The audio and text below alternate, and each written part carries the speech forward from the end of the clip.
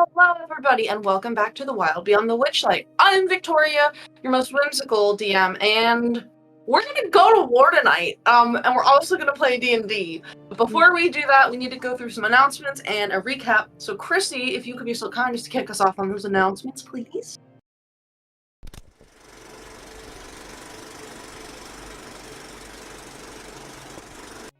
Good evening, and welcome to the show. Now, here's a word from our sponsors. Little Dragon Core is a Canadian-based dice company that supplies all kinds of cool tabletop gear. I mean, look at all these pretty dicey boys. Head on over to littledragoncorp.com and enter the coupon code BONUS for 15% off your order. That's BONUS.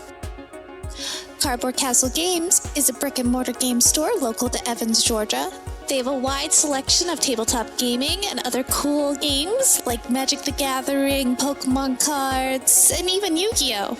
You can visit them in-store and let them know that we sent you, or you can go visit their website at cardboardcastlegames.com. Also, big thanks to Sirenscape for the amazing atmospheric sounds and music. You can add these sounds and more to your game when you download the Sirenscape desktop or mobile app. The app is free and comes with 20 sound sets that are included to get you started. You don't even need to register. Go to Sirenscape.com to find out more. Thanks as well to Adrian Von Ziegler for providing some additional music that we use here on Thursday nights. He's a talented composer with great content usage rights, so go check out his YouTube and Patreon and support him if you can. Please check out our other games. We stream almost every day here at Provo. We have games for several of the major published 5e modules, as well as homebrew games, and some of our games feature systems other than 5e, like Star Wars, Power Rangers, and Alien. Come watch all of our VODs over on our YouTube. You can also follow us on Twitter and Facebook. Don't forget, you can also support the channel by following, by subscribing, remembering to click the bell notification so you never miss another live stream, using channel emotes, and if you're an Amazon Prime user, you get a free subscription to Twitch every month.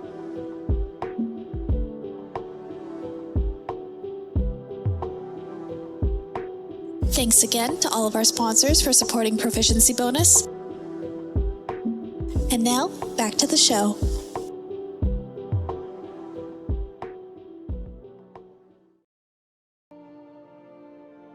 Thank you very much, Kristy, as always, for your amazing announcements. We appreciate you.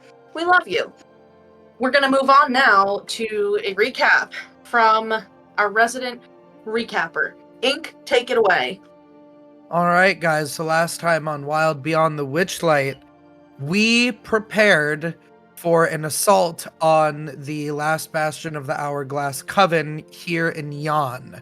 And so we did a short time skip, whatever a time skip looks like in the Feywild, you take your guess, as we kind of set out to gather and call upon favors from all of the different people that we have met and helped in our journey here in the Feywild. We have the Brigandox and the Corrids. We have the Frog Knights. We have Animals of the Forest. We have the children under Will of the Feywild and their Magic Treehouse Clubhouse. Lots and lots of allies. Some came ready to help us fight. Others sending their aid in other ways, either through items or being able to help behind the scenes. And finally, we sort of began to draw our plans, where the party will be taking the secret tunnel with a few allies to go towards the castle proper, while the rest fight out in the open field of Yan. That being said, there was also some personal revelations that were learned. Ego in a dream was confronted by the entire coven and offered a deal for power and an invitation into the coven proper, a means of being able to fully transform and complete their transition into a hag. But they wanted to be able to be left unharmed. They also even offered Ego a bit of their hair that they had given away long, long ago, a thing that they have felt a longing for quite some time. Ego refused, instead choosing to stand by their new friends, believing that they can win and not have to take any more bad deals. We also learned something very interesting with Aurum, or more specifically with his father, when calling upon Sam, our ally, observer, kind of neutral party, kind of not. We were able to learn that Aurum's father was serving under Sam all those years ago, and that he fought in a war, essentially in a battle that has kind of long since been forgotten. And because of that, someone sent the Wild Hunt after him. This battle that was fought also involved Dove's family, and also Saoirse's family, which has led to curses spread out all throughout the land for those that had dared to try and make the Feywild into something different, to change the system of the courts that rule and give order to a normally very chaotic and emotionally driven land. The Uncourt, the court that never was.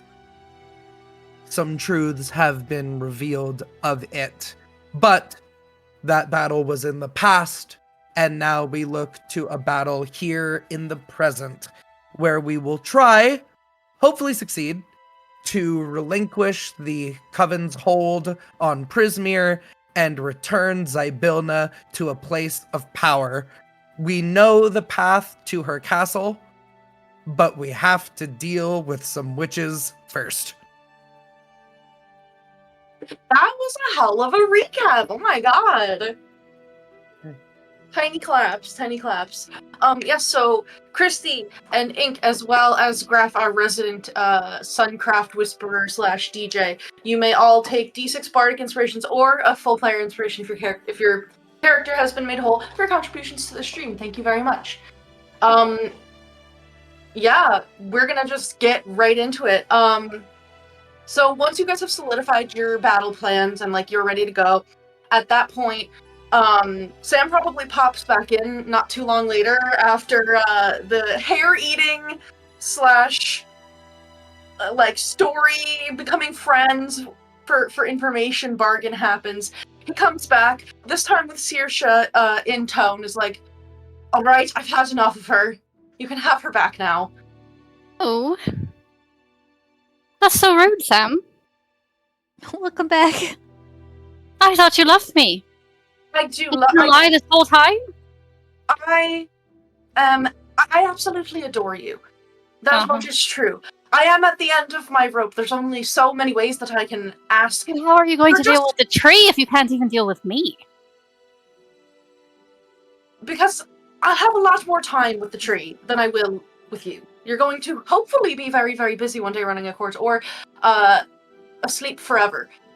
So I'll have plenty of time. I'm not going to be asleep forever. You did agree to help me with that. And I'm going to aid you however I can, as was promised. For the time being, your friends are about to make war, and I thought perhaps if it's something that you may want to do in the future, now is a perfect time to cut your teeth on it. To do a war? Yes, to do war! Have you never been to war, dear? No! Well, we're going to war. The Spring Court doesn't do war! We do flowers and music and a lot of eating. That's not what I heard. That's now. Yo. But whether or not the Spring Court always only did that, ponder it. I can't actually answer. That doesn't sound like something I actually want to think about, but let's go ahead and do war, I suppose. Yeah. So I'm gonna have us go through... We've learned it's in the family for you, apparently. Apparently. No, I don't know that. Super quick, So Saoirse will get a little bit of information for her time spent with Sam. We're not going to go over that here right now just because I want us to be able to get to this big thing that you've been leading up to and not edge you for another session. So we're going to get back to that. Probably once we've wrapped up the combat, we might take an hour of the next session after, whenever we're done fighting stuff, to retroactively look back on Saoirse and Sam's time together. But for now, so that Iris has time to ask questions and I have time to come up with answers for said questions, we're gonna put that on pause. So it's time for war. Is there anything anyone wants to say or do together?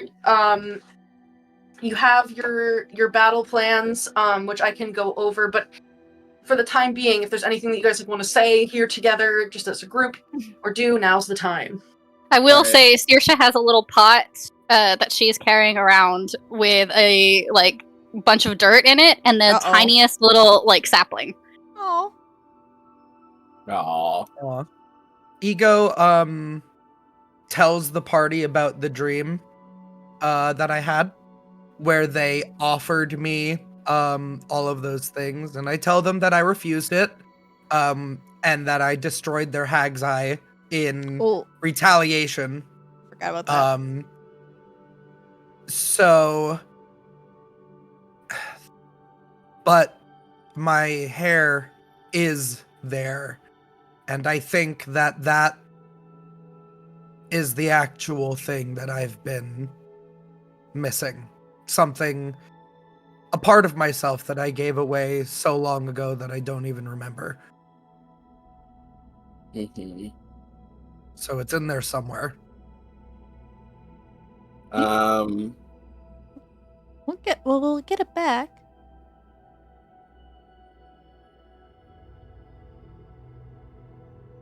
yeah. Do you know about how hag covens work? Are there any tactics we need to employ if we have to deal with all of them at the same time? Ink knows, but I think that's something that I'd need to determine whether or not Ego knows. Yeah, why don't you go ahead and roll me Arcana or History. I will go with Arcana, please. Yeah. 22. Okay. I mean, I know they're more powerful with all three of them together. That is for sure. And I believe they can share spell slots with each other. Ooh. I'm trying to pull up a specific. They're not powerful enough. Wow. There's 5 of us, right? That's crazy. I don't know how to count. There's 5 of us and a whole army. What are 3 people gonna do? Oh no. Yeah. Famous last words, bud. That's crazy. Yeah, Don's gonna say, I don't know if the numbers game counts when there's magic involved.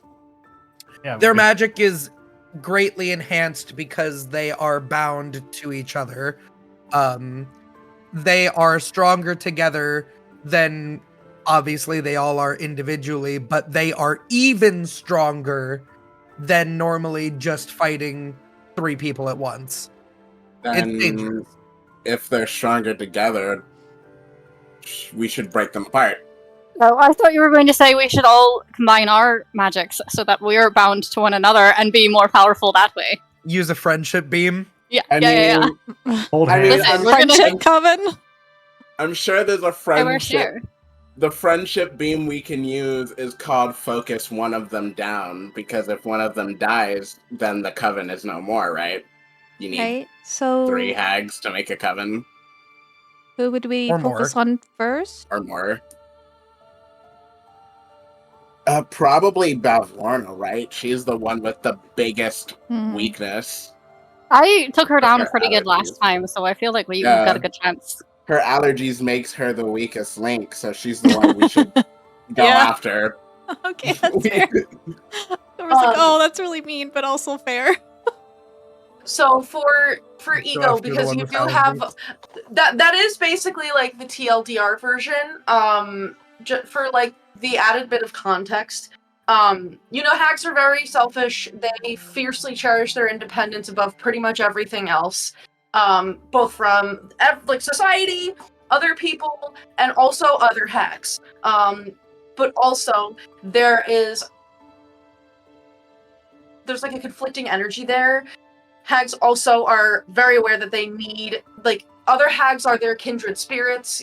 They need to call upon other people with power like theirs to be able to tap on deeper powers. So there's a sense of this dark sisterhood. Which I wanted to be a part of so bad. Oh, baby girl. It's fine. You guys will be my coven, right? Yeah, coven of I friendship. literally just suggested we could bind ourselves to one another, sort of like a coven. So, Yeah. Saoirse's so like, that's my basically, idea. So yeah, for covens, you would know that each hag, when they are part of a coven together, has a lot more magic individually.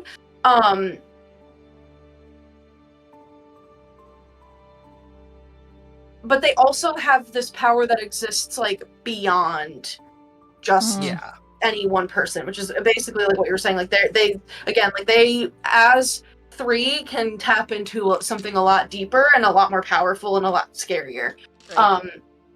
Usually, from what you understand, when a coven, if somebody, a part of a coven is killed, the surviving members, and I think this is something, that you're kind of thinking back on the discussion they had with you, they will try to find a new recruit as fast as possible because they don't want to risk losing that power. Yeah.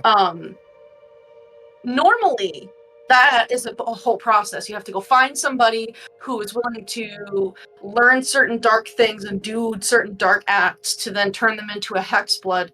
And then from there, you have to go through the entire process of incubating as a hexblood. Conveniently, a hexblood who's been incubating for a little while is going to be right there. They're Yeah. gonna try and convert Take me. you. Or steal you. Force it. Yeah. Because I am a seed about to sprout. oh, Which means that if we do focus one of them down, the other two will attempt to bring you into their coven immediately. Yes. And it would also maintain the rule of three, which, kind of looking back on the offer that they made you, you're kind of could that part even, what would that even have meant for them? Because, three is not sacred in the same way. So, yeah. They can have, extra spells. It can be pretty spooky. Yeah. Yeah. If we focus Bavlorna, the other two will attempt to get me. Yes. But that's okay. I'm aware of that. That is part of the reason why I destroyed their Hag's Eye. That is a blow to them before this even gets started. They do not have enough time to remake it. All right. Does that mean that we shouldn't try to focus one down because of what will happen, or should we still attempt to do that and just Prep for it. deal with what happens afterwards? I think trying to fight all three simultaneously, unless we have some really big ace up our sleeve, is not going to work. I think we need to focus one and just prepare. And that is okay. I will prepare for it. And I want to leave an eerie token with one of our main fighters because I would be able to send them a message while we're in the castle, but I don't know who I should leave it with.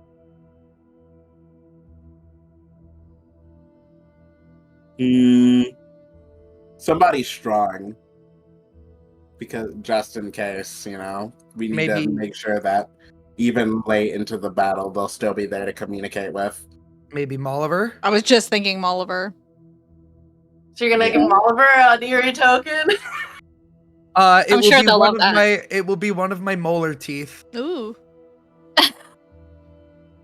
Sorry, I'm just imagining you walking over to Molliver, yanking out a teeth, putting it in their hand, and they're like, I've knocked people's teeth out, but no one's ever given me one. Can I hand this back to you? It has a little bit of my magic in it. It will allow me to speak to you once and then it will disappear. Or you can do something with it. I don't mind. Here you go. What would I do with your tooth? Well, there's plenty of things you could do with it. You could like carve a little face in it. You could put it on a necklace. You could put it in a jar with other teeth and shake it around. You have a jar of teeth. Yeah. Oh, Of all sorts of things. alright. Never thought to put teeth in a jar and collect them like that. I'll And definitely what would you keep consider it. them in? The trash. Oh. I mean, if you But it's really alright, don't want different, it, but different strokes for different folks. If it's important to you, it's important to me. I'll hold Yeah. on to it. Yeah. Can I Yeah, talk but- back to you through it? Do I have to put it in my mouth to talk to you? Ew. Please tell me I'm wrong. Iris hates that. I will only be able to send you a message. So it's Make it a just good in one. case there's some kind of emergency. But the point would be that it would probably be if we need something in the castle, and I feel like you'd be able to get the message to everybody else faster than others. Accurate assessment. I mean, this group's... You've done an incredible work of recruiting here, but yeah, you did recruit the best, so I'll safe keep it, I'll put it in my secret pocket with a dagger that I really... Okay. My favorite dagger. Ooh. I'll put it in Wait, there. you have a secret pocket. Well, don't look. It's not going to be secret if you look where it is. No, I was just curious about secret pockets in general because that sounds interesting. It's hidden, so that it's like in the stitching, so you wouldn't know unless you look there. We'll have to talk about this later because I'm very curious about having a Yeah. secret pocket. That's really smart. sounds I should fun. Do that. Thank you. Exactly. Yeah, Thank cool. you You're for welcome. everything. I could put my snowflake in it. Hopefully after today we have a free Prismere. I feel like my dad made a joke about my mom's secret pocket once. And with that one, and with I that, definitely Clover heard tilts that her one head. from Sam. Sam. Like, Oliver will head out. what does that mean? So yeah, you've got a way of communicating an emergency message to one of your generals. Anything else anyone wants to say or do with each other or to an NPC or anything? I Are we ready to- re-summoned Luna, by the way. FYI, No, she is still here. do. She's like, oh, I didn't really know what happened. I just hug her. I missed her. I missed you. I missed Don't you. do that again, okay? Okay, it was an accident. That's okay. I did it on purpose, but the consequences were an accident. You know, it was important. Yeah. Yeah, I just really missed you, that's all. I It was really like kind of missed dark. you.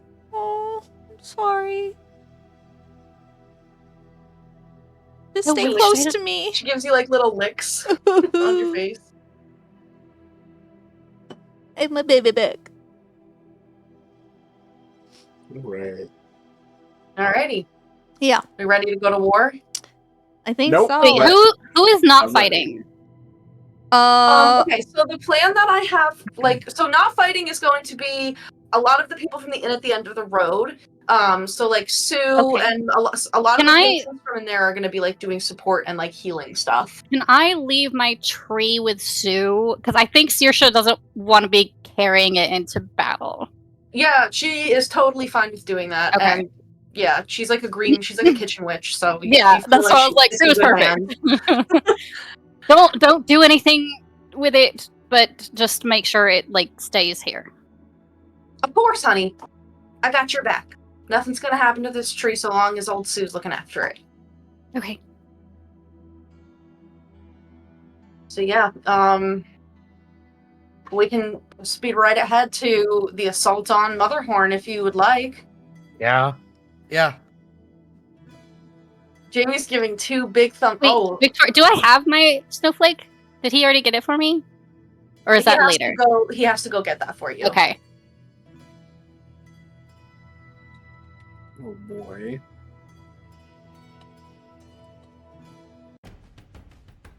Oh, okay. Well, that's a little intense for like immediately starting, but that's okay. Oh, well, sorry. No, I did like combat pre. Wait, did you put something else on?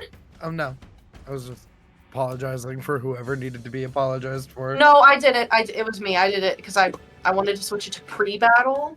Ink, you can't apologize off instinct for things that you have no control That's very over. Canadian That's of not you. how- Hello. That's not how apologizing works. That was a very Canadian move of It's you. very, yeah, very. I know I had absolutely nothing to do with what just happened, but my bad. My I bad. forgave Oh, I'm so myself. sorry. I'm so sorry. So So, sorry that happened. Sad boy.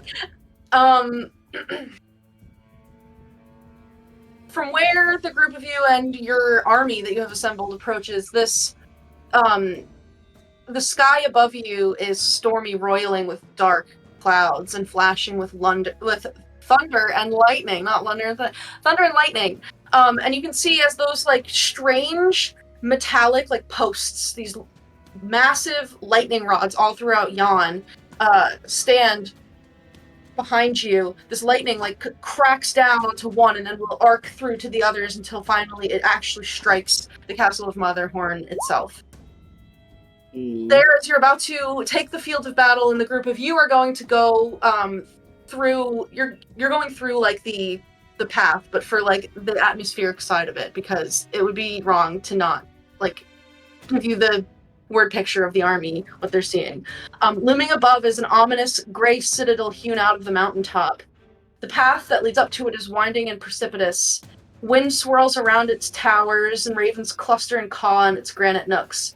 A crooked finger of lightning strikes a metal rod protruding from the topmost spire, and the sound of angry cheering and rage calls of soldiers made up of all kinds of dark fae cries out, and perhaps a battle cry from your own army in kind to respond.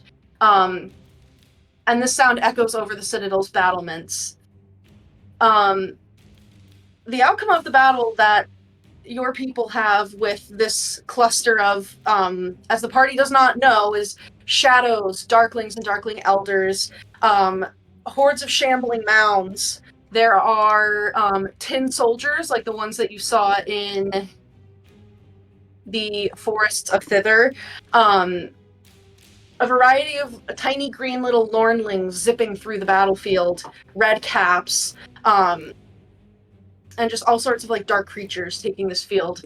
But on your side, you have groups of amazing and excited like Koreds and Briganox.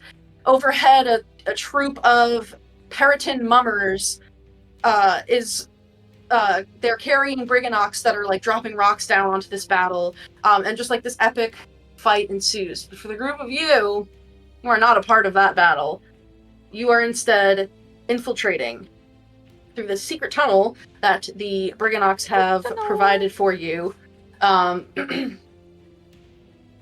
it's largely like an unexciting, mostly dark journey in a dank tunnel that you can feel slowly winds up and up and up. And at one point it almost gets like completely vertical until, as you slowly climb your way up this incline, the tunnel suddenly ends at a wall of loose-fitting stones. Red light shines through the cracks, and you can hear the sounds of shouting and screaming from somewhere beyond the hall. Or beyond the wall. Bleh. It's a night, guys. Hell yeah. So, I'm going to reveal parts of the map. And I gotta move you guys. Goodness. Boop.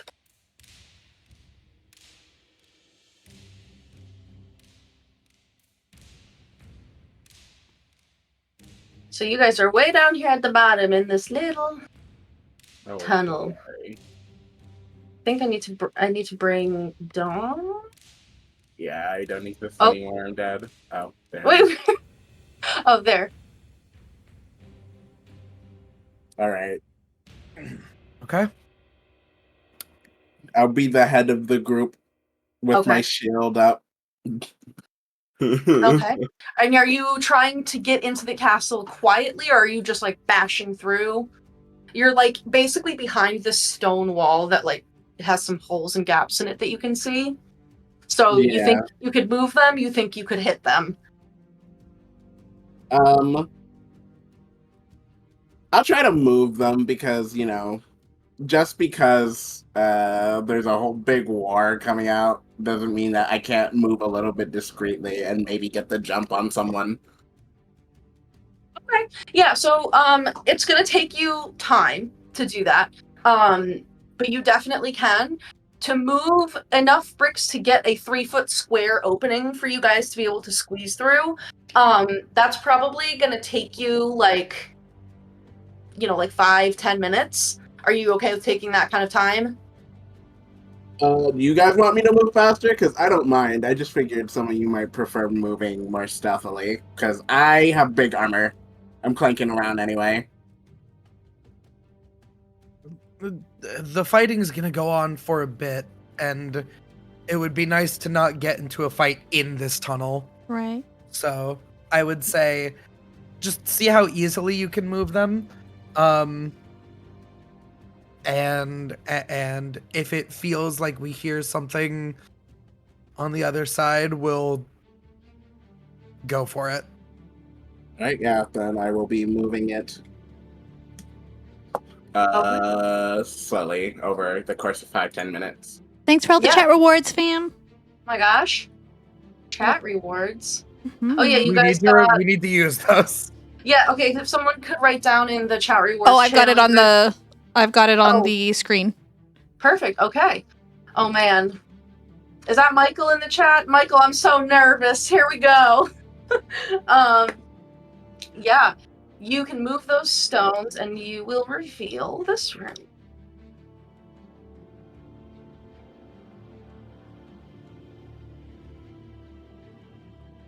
It's giving like Kingdom Hearts like in the pre-conversation Yeah. with the boss music.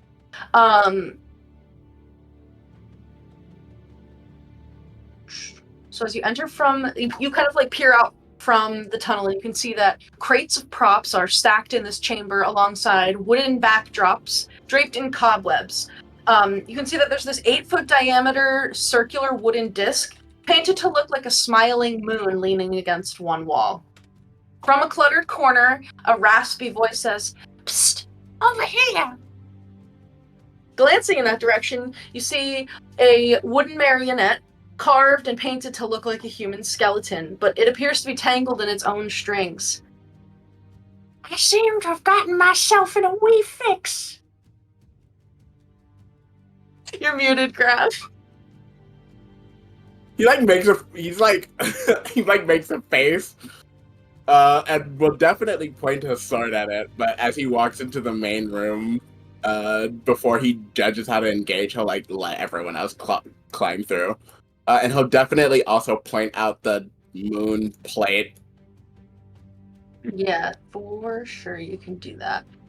So, the little guy is here, like just next to the entryway that you guys come in. Oh god, he is little. Yeah, he's a tiny little guy. So did the rest of you are all going in? Yeah. Alrighty. Yeah. He's like, I don't want to be caught in here alone. Oh no, I stretched Aurum. I Me made too. him wrong. No, I didn't mean it like that. Never mind. My bad. You said you pointed out the moon plate? Yeah. It's over here. Alright. Oh, it's like big. Yeah. Ooh, okay. You want to lift it? Yeah, it definitely takes some strength because it's like a circle that's 8 feet in diameter, so like 4-foot radius. So like it's more than like your wingspan to be able to grab it because you're not 8 feet tall. So like you're gonna have to kind of grab it from below, and it's solid wood. It's heavy, but you can lift it. Donna's gonna keep talking to the little guy, and he says, "How'd you manage this?" Oh, I just kind of got all tangled up here. I'm just kind of in a heap. I don't work right. That's what my mama says. She said she made me to be a scion of tragedy, but I kind of just really like to have a good time. So she kind of just throws me down here sometimes. Do you know Mama Andy? I know of her. I suppose I should say I know of her. I can help you, but what would you do for us in return? Well, she said that there was a flaw in my creation. And she wanted me to have a sadistic streak, but I just don't have it. So if you need a sadistic streak, I don't know what that looks like, but I don't have it. But I know. Are you here to visit the castle? Are you going to do a play? Are you going to do the war? I heard there's a war. I heard there's a big battle. Wait, tell me more about this play, though. Oh yeah, we host plays all the time here. And up to Wait, could we do that instead? No, we can't. That sounds way more fun than the war. How about this? Do you know of a goblin named Keys? His. Kiz? Spelled like keys, that's right. Yeah, let me pull up exactly. Oh yeah, I know the whole castle. Kiz works here. They keep Kiz in the cells with the other workers. Workers are kept in cells? Well, yeah. Okay. We really need to do this war. This and we need to find that goblin. Yeah. The nice thing Mama says about keeping them in cages is that when they're not useful anymore and they put on a bad show, you can just transform them. Huh. God, she's like real bad, guys. She has lots of pretty masks. They make all kinds of faces. One more thing, and then I'll help you with your knots. What do you know about that plate over there? The moon one?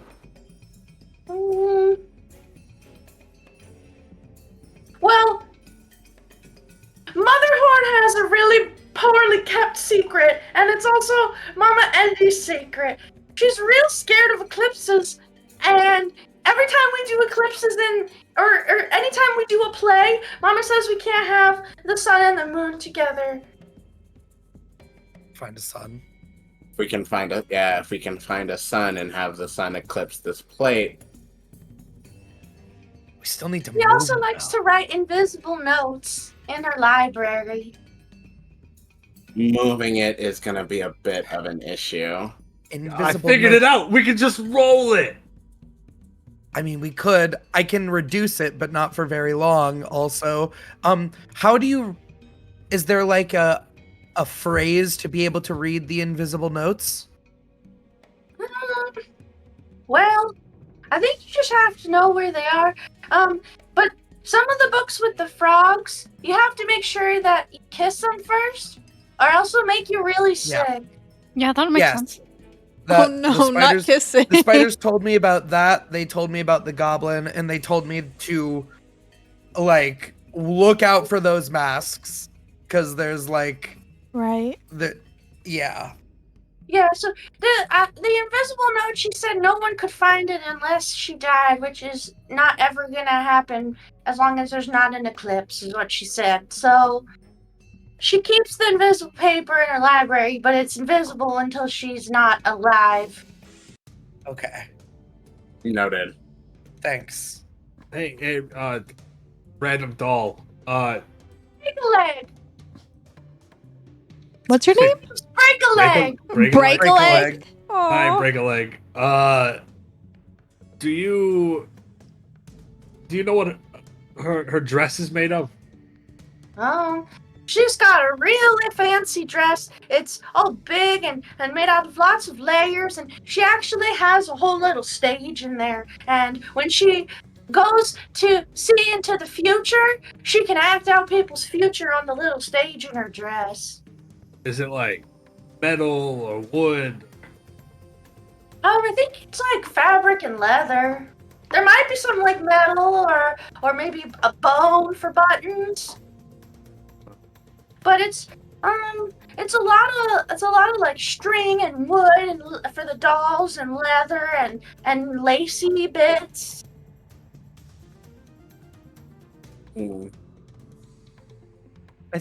I think that Break-a-Legs told us enough to justify untangling. Aye.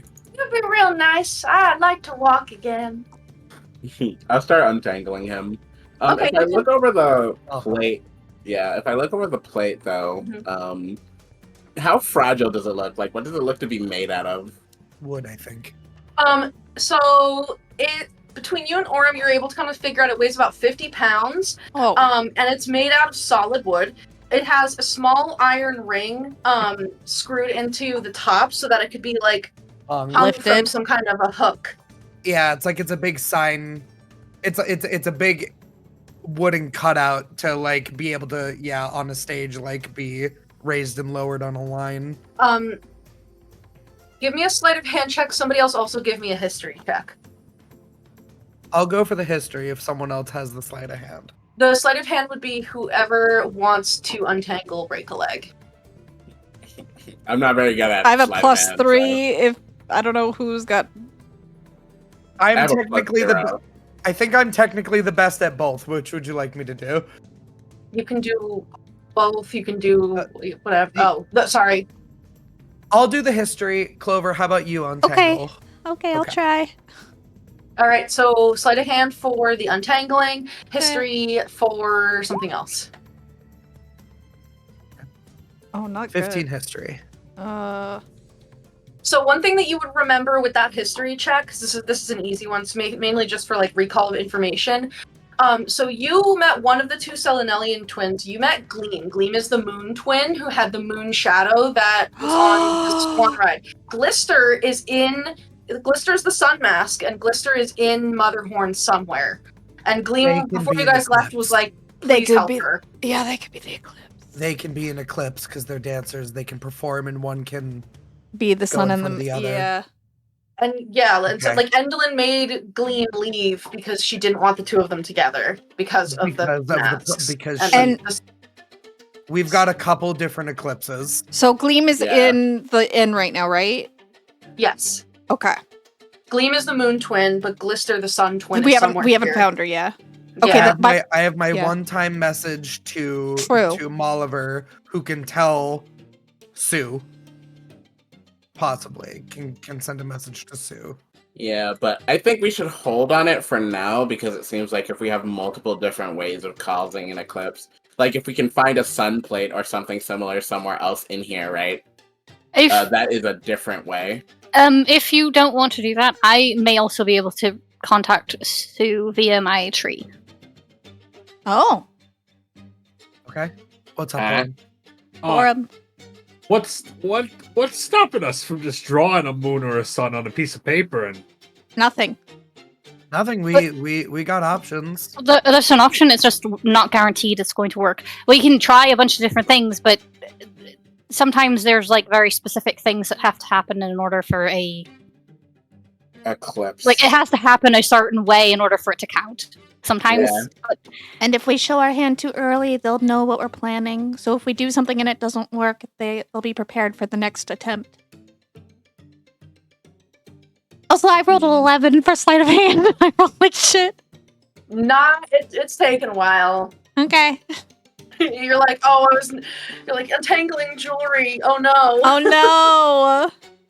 Iris in real life needs to be there because untangling knots is my superpower. It's gonna take you like a couple minutes. Like, Well, probably they're another- talking and figuring shit Yeah. out. That's fine. So you can get it with a few minutes, and Break-a-Leg says, "Thank you. Do you need to know where anything is? But I think I'm gonna get out of here because I'm tired of being told that I'm failing expectations." Is there a sun one of that? And I point to the wooden moon. Is there a sun like that? Let's see. Does he know that? Has you seen seen one? Let me check.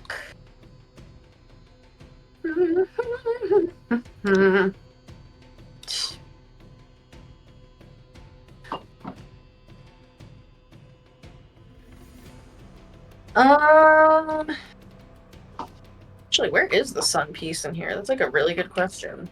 Oh, hey, I did a thing for once. I have another thing. I thought about. Uh-oh. Doing a lot of good thinking over here. Hell yeah. So Oh, sorry, go ahead. No, you go. Breaklight would tell you, oh, Mama doesn't want to have a sun piece. Because then that would be bad if they were ever together. That makes sense. So she had us throw it out. We had to throw it off of there's like the little dock with the pulleys and the lifts and the contraptions to lift all the big props, and then she threw it off of there. Okay, but wait. Do we have a moon piece but a sun twin? Yes. We can have her dance in front of the moon. That is, yeah. Could Right. We'll make it work. All we have to also- do, if we can convince, because she likes putting on a show, if we can get the plate on there, and we can orchestrate a show, she'll want to watch so the it. play's back. Oh no! The play is back, maybe, Saoirse, Maybe. but like she We would could have definitely a watch the dance show. competition instead of a war. Yes, Aurum, what was isn't, your... like? Isn't Dawn like something of the light? He's the keeper of the light. Keeper of the Protector. light. That's kind of like the sun. And then Light and And then- sun are not the same thing. Well, I was then even Ego- saying you both have dads, so you guys are sons. Like, how far do you want to go? Ego, you're the personification of darkness, right? So Darkness is not the moon. You're kind of like the moon. So I love I'm more like the logical void use. of space in between the sun and the moon, but I appreciate you associating me with the darkness of the night. but you guys could just You just, yeah. Oh, yeah, we can just hold on, and I like jump in front of Dawn. Oh my god, Oh. it's an It eclipse. Wow. Anyway, I I'm gonna definitely am not covering Dawn. Look how tall he is. Oh, yeah, sure. You have to I need the perspective. Dawn needs to go, like, really Dawn far needs away. to be like 40 feet backwards. That's- Does any of you have any rope? Yes, Oh, lots. Can you perhaps tie a knot around the little notch on this, and maybe if you can tie it to the bottom, I can carry it around on my back. It's only 50 pounds. Okay. Yeah, I can do that. I put up tents all the time. I'm pretty good at tying knots.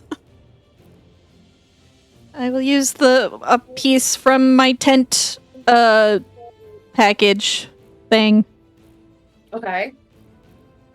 and try to like make a little backpack out of this moon piece using rope at the top to the bottom to like secure it, kind of like a... Okay. Yeah, if you take more time, you can do I will. that. Definitely taller. The only person who's like roughly as tall as it is Saoirse. I can fly. It's fine. I will not be Weighs carrying a lot. it. It weighs 50 pounds. Well, someone needs to hold it for me, but I can fly around it. Yeah, so it's pretty big. You guys are gonna have to like be careful moving it around here, but you can definitely do that. You've tied enough tents to be confident in your knot tying skills. So yeah, you have that secured. Is there anything else that you want to do? Saoirse, were you saying something? I wasn't, but we could Oh. send the little puppet man to Sue. Oh yeah. I bet he'd like her. Well, She's maybe really nice and after- definitely isn't going to tell him she's not good. He's not good enough. maybe after everything outside is taken care of, but yeah. No, I just tell him where to go. He's leaving, right? I suppose. Yeah, okay. Yeah, you can It's- tell him where you want him to One go. last Yeah, just- person to have to deal with. Yeah, just suggest like, hey, if you want somewhere to specifically go, and hide from there's the like war. an inn you can go hang out. You can go to our medic tent and just hide there. Exactly. Okay. Yeah, you can totally do that. And he's like, I'll think about it. Bye. And we'll run down the little cavern. What happens to him when he emerges in the Briganock mine and onward remains to be seen. But He he just has a place gets he could attacked. go. I think, by the way, Hmm. if we can learn where the theater is to set up that plate, why don't we leave maybe the plate here for now? Because moving around with it might be cumbersome. Because if we need to move it quickly, I can cast Reduce on it, and you can run with it for a minute.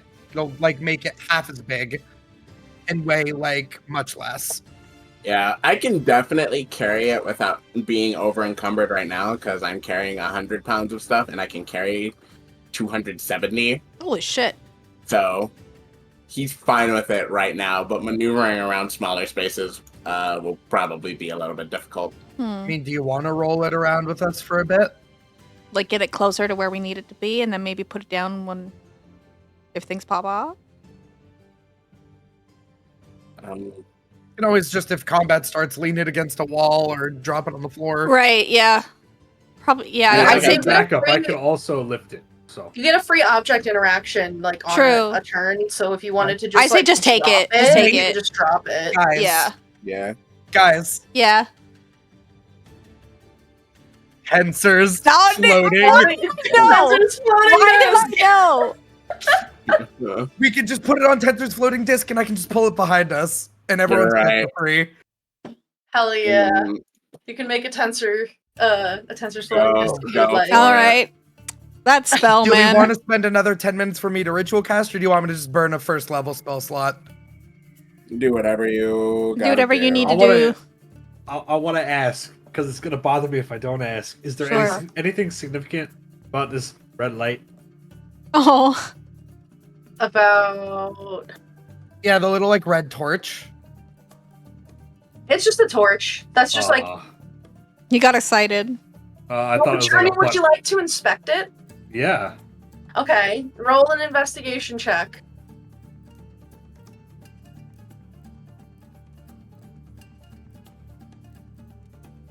Uh, 17 minus 2 for Hey! 15. Nice. Yeah. So it's actually because I went to at the beginning of the section. It has a description of like random stuff about the lair. They're actually glowing orbs of red glass that are set into wrought iron wall sconces. Oh. It sheds bright light in a 10-foot radius and dim light for an additional 10 feet. Is it hot? And because you're investigating it, I'm going to say you probably also figure out, because you had a pretty good roll, that when you remove the orb from the sconce, the light in the orb goes dark. When you put it back in the sconce, it lights back up. It's like a battery. Might be able to take that too, then, if we go to a dark room and does have one. Yeah. Yoink. Yoink the whole sconce out of the Highlight. wall. Right. I mean, do you guys want to look in the boxes and I could ritual? That's another 10 minutes already, or I can just cast it and we can move. Like, do you want to look in all these No, let's boxes? Never move. move. Let's Alright. move. I will burn it'll last for an hour.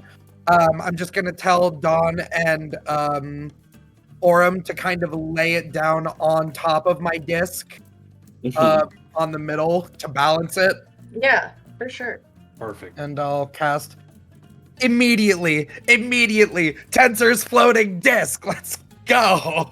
Classic. And you sure do. You cast that disc. So now you have the moon secured on your Tensor's floating disc. There is a door, if you would like to pass. Well, that's actually not a door. It's an opening to a dark room, but you don't know what's in that room because you haven't looked. Would you like to do that? Yep, I'll go Yep. first. Just in case I Okay. get instantly shot at. Are you being sneaky? I can If try. if so, roll a stealth. Oh boy. I believe in Tensor's you. floating disc. Let's go. Tensor's floating disc rules. That's an amazing stealth roll from Adonis Revelry. At disadvantage, it is 15. Hey, not bad. Okay. At disadvantage. That's decent. Yeah, so you're feeling pretty sneaky when you step into this room. But you're finding that it's a little bit hard to know what you're dealing with because this room feels hot, but it's cloaked in shadow. And it isn't until you step into the room and you hear this like yawning, groaning sound that you realize the shadows that are cloaking the walls and making it almost impossible to see are in fact alive. And I'm going to reveal some stuff. Oh boy. Oh. As one by one, these shadows pull up from the walls and under the furniture, from the ground beneath your feet. You can see around you you are surrounded not only by shadow, but also darklings, as well as some of those little lornlings that you found back in Hither. And stepping into this room and the shadows like being disturbed by that inherent light that is in you, Dawn, they immediately are like on the offensive. And we're gonna roll some initiative. Oh shit! Before we do that, I do want to go on a super quick break. Just so that everybody, because we're about to lock in for combat, everybody True. beating me gets a bio break. So we're gonna be like 3 minutes, and that's it. Okay. Okay. All right. You read my mind. I've been needing to see for like Yeah, right. Okay. I'm 20 minutes. like, oh, I gotta go. All right. We got it's- one of Bavlorna's little frogs. We're gonna be locked in. So BRB fam, 3 to 5 minutes We'll tops. be right back.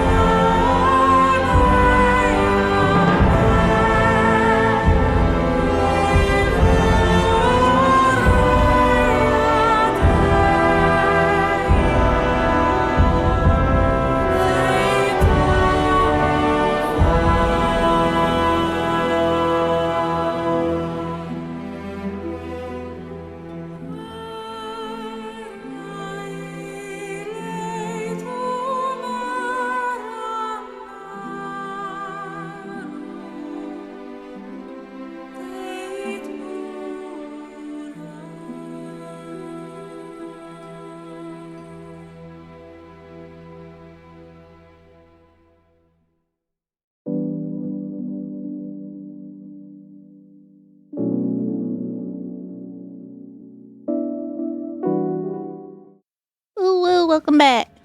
We're back, and we're rolling initiative. And we are. Alrighty. Right. Give me a good roll. So, Okay.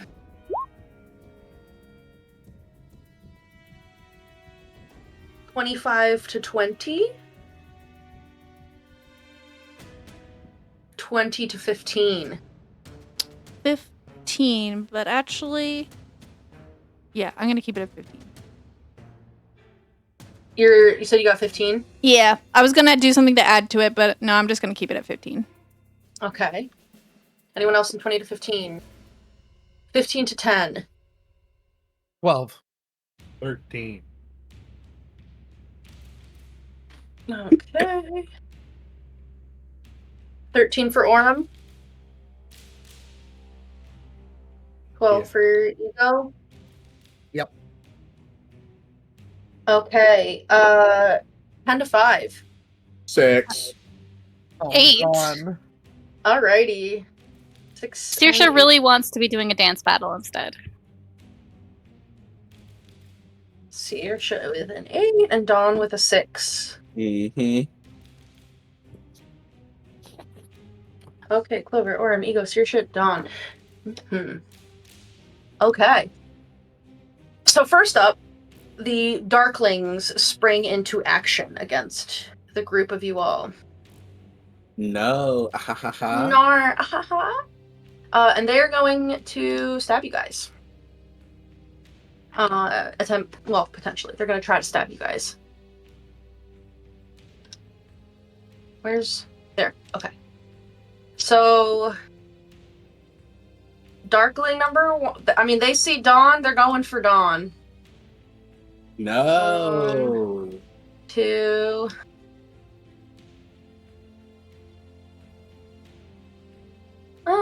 Yeah, he could share space. Or this guy can come over here, and this guy will come over here. Hey, they'll use tactics. Yeah, they're gonna do some tactics. And they're gonna stab at you. So I'm just gonna roll. AC King. AC King. They're not gonna hit 21. Nope. That's a natural 2. Nope, that's a 19. So all 3 of them are going to miss. Yeah. Nobody else has come out yet. They see you right there. They're going for you. They don't know that you're an impenetrable tank. And that is the Darkling's turn. Next up, Clover.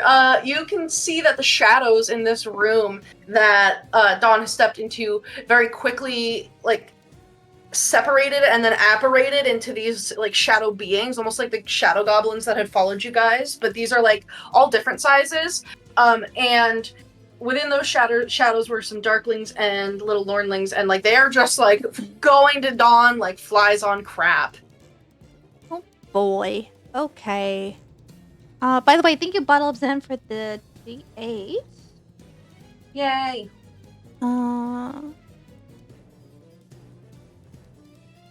How tall is the ceiling in there? If I get 5'10". I believe they're typically about 15 feet high in this area.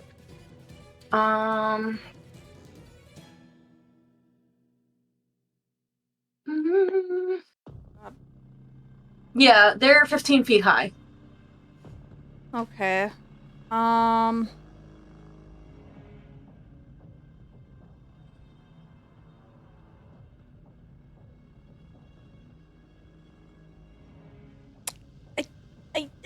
Do I do it? Do I do it?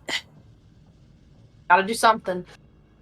I will throw a chill touch at the one behind Dawn. Alrighty. Do you need a save from me? No, it is an attack roll. That's pretty good. And you're going for this darkling that's like right to the right of Dawn? Yeah. So that's 23 to hit? Yeah, that's super hitting. Oh, Lord, I just moved the whole map. Yes, that will hit.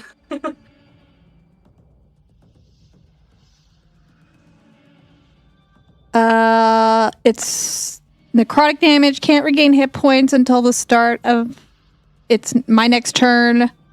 Are these things undead? No.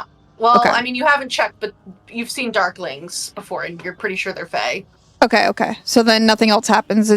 They can't regain hit points, and the skeletal cat paw is like digging into its shoulder. Okay, how much damage? 6. Okay. Yep, so the spectral cat paw will dig into the shoulder of that Darkling there.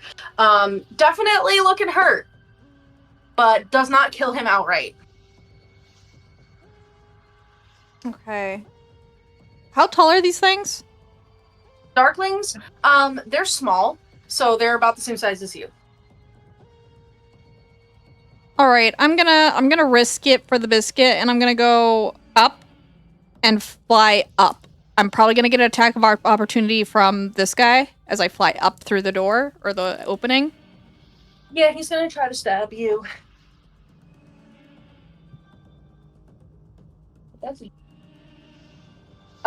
Does a 22 hit? Oh yeah. Okay. Wouldn't You have are. been me. Huh? It wouldn't hit you? That's No. crazy. You take 5 points of piercing damage as this dagger slices into like your ankle while you're flying up. Is there anything else you would like to do? Not at the moment. I will have.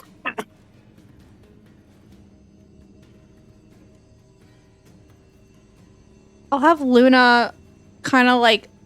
I'm gonna have Luna stick back, like behind. Yeah, she can stay in the room. Yeah. And that's That's my fine. turn. Okay. Cool. Aurum, you are up. Ego, you're on deck. Okay, I'm gonna bonus action bark skin. Hell yeah, brother. That lasts for an hour. You're all barky. I'll walk in. I'm gonna start punching. Okay, Start just with let. this one. Yeah, get him.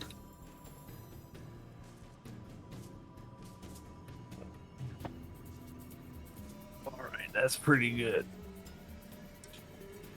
That's 28 to hit. Yeah, they have an AC of 14. The Darklings, you super hit them. All right. God. 13 points on damage. You just straight up like, are you punching? Yeah. You punch his head off, like you go through his skull. Perfect. Yeah, you kill him instantly. We're gonna keep it rolling around this guy. Okay. Is this a little enemy right here? When you look over there, you would see a tiny creature chained to a hooded lantern on a tabletop that is using a stick of charcoal to sketch something on a piece of parchment at unbelievable speed. A wispy bulb of light flutters next to him. And he stops as the gore splatters on the little lantern there, and he looks up from his drawing and is like, He's chained up. He's a prisoner. yeah. He's okay. Do I see this frog? Yes, you do. The frog is looking like it's about to bounce away. I hate the frog. Okay, I'm trying to hit the frog. do it. Oof, that's not good. 14. That will miss. You go to punch out at this frog, and it just darts away in a blur. Frog's fast. Anything else you'd like to do? That's my turn. Alrighty, Ego, you're up. Saoirse is on deck with Dawn after. All Got right. the whole party right in the middle there.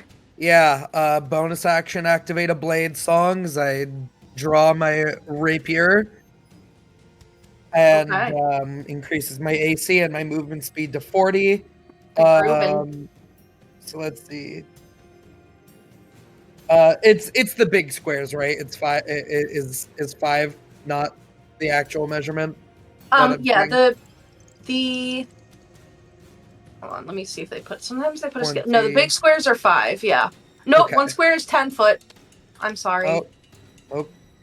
Okay, so it's actually legitimately that. Okay. Yeah. I just have to Um, put. I messed up the map.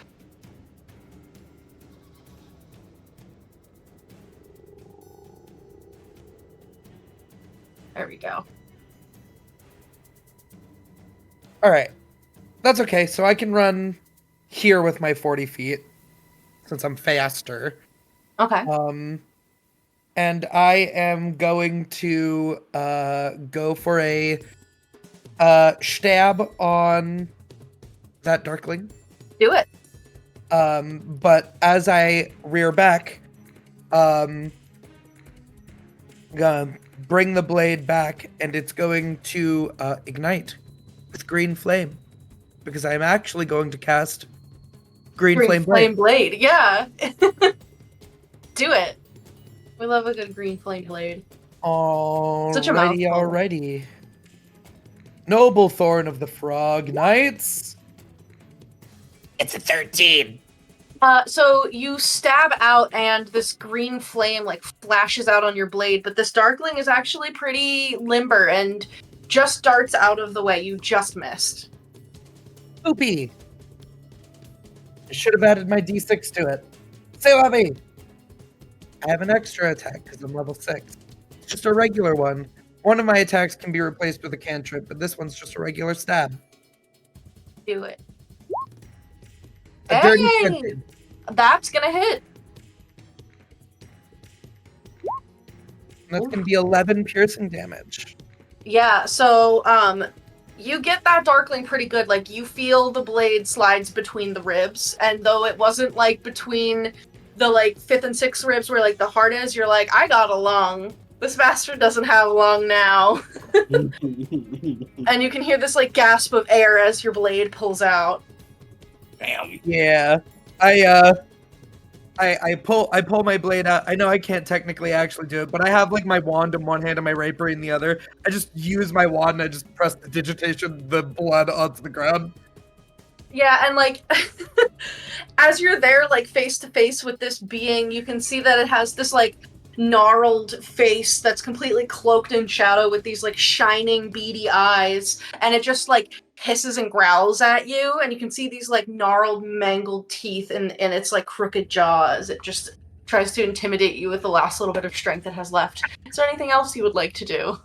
I would not. I was hoping that I could jump that green flame over to the frog, but I missed. Sorry. Okay. Saoirse, you are up with Dawn to follow. Saoirse is going to go a bit feral. Okay. She's in her spring form now, so she essentially partially shifts. So there's like patches of fur, and her hair gets that like shaggy kind of bear like quality to it. And her nails like sharpen and turn into claws, and she's just gonna like go tear up one of these shadows over here in front of Clover. Yeah, do it. Let's see. What am I adding to this? +7. So that is a 26. That's definitely gonna hit. 5 and that's 12 damage. Yeah, so are you you're doing primal savagery, right? So it's acid damage? Yes. Okay. So you lunge at this shadow creature, and you can feel like your claws are cutting through like something, like there's substance there, but you're not feeling it do as much damage as you would expect for the strength that you've put behind this blow. So while it is damaging, it's like a little bit less than you thought. You said you did, was it 8 or 10? Or no, it was 12 damage, you said, right? Yeah, so... Yeah, 12. It's almost like the shadow might be resistant to that type of damage. Okay. So... Anything else you would like to do? No, I don't think so. Not at the moment. Gotta save some of my resources for later. Okay. Yeah, so then next up is Dawn. Right. First of all, sword at this guy to try and finish him off. The guy between you and Aurum, you and Aurum? Yeah. Okay. Oh, advantage from flanking. 14 to hit. Yeah, that just hits. Perfect. I did not roll that high. Thank God for +7. Okay. I am doing this one-handed since I have my shield out. For 7 slashing damage. Yeah, so this is the one that had been stabbed in the lung. Yeah. Yeah, so you lop his head clean off. First there's the lung hit, and then he doesn't even really recover from any of that, because you just cut his head fully off, and he's dead. Perfect. And then my goal is to keep as many people that aren't me from getting hit as possible, and since this guy is right next to Saoirse, he basically just whips around and will attack the shadow. Yeah, for sure, you can totally do that. For 24. Definitely gonna hit. Do I want to smite? Nar. For 10 slashing. Yeah. If it helps, it is magical, but I don't know if that changes anything.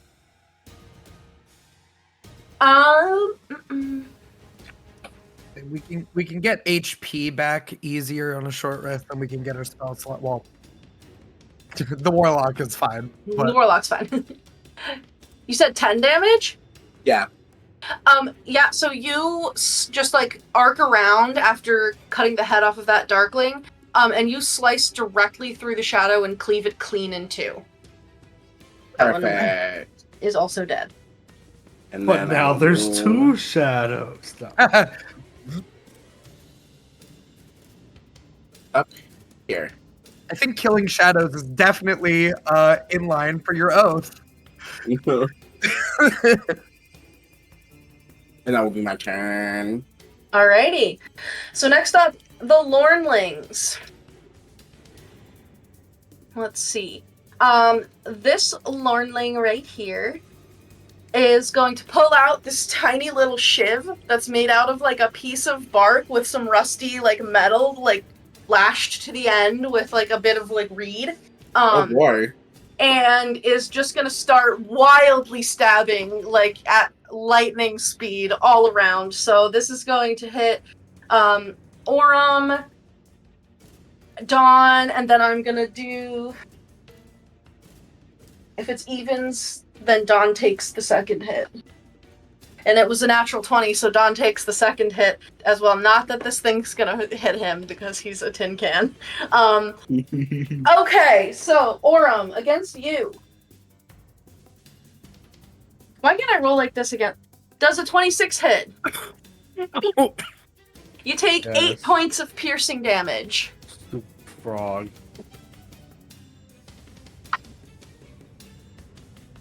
I don't...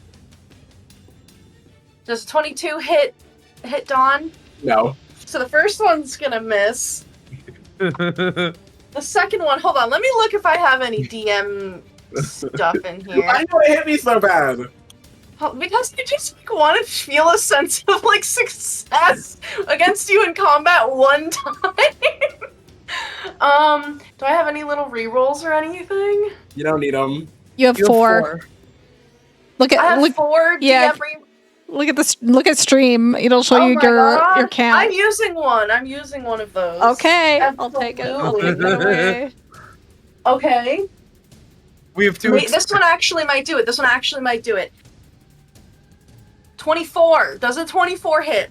Yes, that hits. Oh my god! Thank you have for to- the player reroll. We have to expend Victoria's dice like she's a legendary creature with resistances. We have to burn through them before we get to the witches. Oh no! So this little like blade from this tiny little creature slides in between, like, because it's so small, like probably like a little gap in between your hoof plates and like your shin plates, and just like gets you in the Achilles tendon. You also take 8 points of piercing damage. Ow! It's not cool. Guys, I need healing. Oh my god, you're so dramatic. The one time. Oh no, I've been hurt. Never gets hurt. Somebody I'm does get hurt. bleeding. Ah! The shadows are going to attack next. And you know, they got one thing that they do. Uh-oh. So this shadow is going to come up to Aurum. This shadow is going for Saoirse.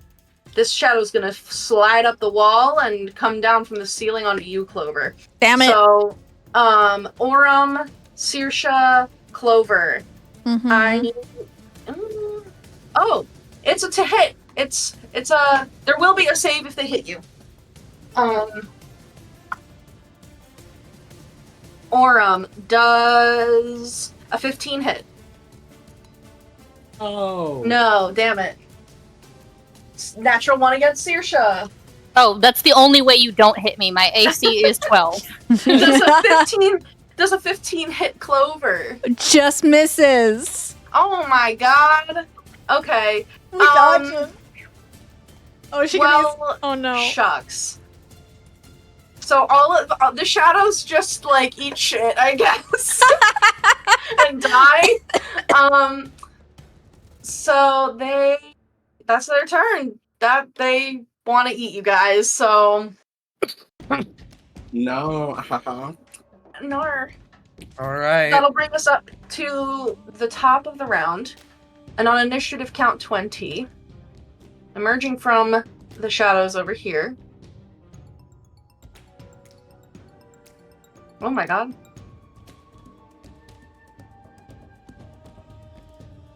Player. Are 3 more shadows. Where are they coming from? They're emerging from the The shadows. Right. Is there no light in this room? I'm confused. There are like little lights, but they're also like the furniture casts shadows. Like it's not darkness, but everything has a shadow. They can hide in any shadow. Bastards. They are shadows. They're shadows. Good God. That's okay. We just take pieces off the board one at a time. You know, just be like that. The one of the last little darkling that's left here, sensing that like you've got some pretty strong people amongst you, also on initiative count 20, is going to shout the word Nocturly! And you see all around you as various items in this room begin to shake and shiver and come to life. Oh no. Hey, guys.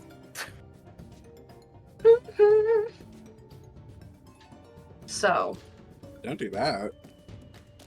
you watch as a 4-foot-long crooked stovepipe, a wrought iron gate, a plain empty wooden coffin, a plaster statue of an elf king clutching a scepter, a plaster wedding cake stuck to a small table, a stuffed boar mannequin, a 6-foot-tall stuffed canvas flesh golem, and a 7-foot-tall painted wooden statue of an owl bear on its hind legs comes into view. Additionally, also as a reminder, all of your NPCs and everybody, like they're in the tunnel behind you. If you guys on initiative count 20 would like to command them to do anything, you can do that. We'll say that you can do that. I forgot for a second that they're all in that tunnel, but they are there. Can we get a juniper and some blink dogs and stuff in here, guys? Sure. You sure can. Yeah, you got the Juniper blink dogs, loves the butter. pixies, the kids, and Juniper. So you can definitely bring them in. You guys can kind of just like decide where they go in the initiative order if you want. Like they can go on somebody's turn if that's easier. I was Juniper gonna say on Aurum's? let's give Juniper to Aurum, Pixies to Clover, Sure. Who wants Okay. kids and who wants blink dogs? I have Juniper, so I'll take the blink dogs. Okay. So Saoirse has the children, or does Saoirse, does do you want to Hugo have the command children, or do you want to do you want to command children, Saoirse, or do you want to just focus on your character? Sure, I can. I mean, I am probably gonna end up summoning other things at some point. So, Well, then, yeah, let's How about let you focus on yeah. your summons and I'll control children? Okay. So the blink dogs can basically give you guys, like, whenever you want to use it, like, they have a bite attack. Here, I'll... Should've got you guys these stat blocks before. Might be...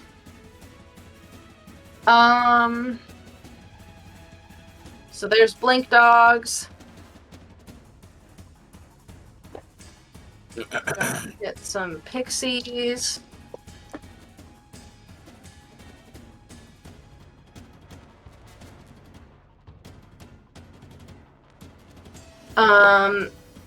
You guys have like 8 blink dogs and 8 pixies to command for whatever you want, but each time, like, if they have abilities that are once per day, you basically, like, one of them will be out for that once you've done that. The children, they're just gonna do improvised weapon attacks, because they're children. And then we got pixies, we got blink dogs. We need an owl bear.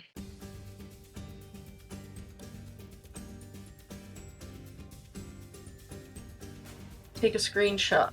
Owl bear. And I'll paste that in there as well.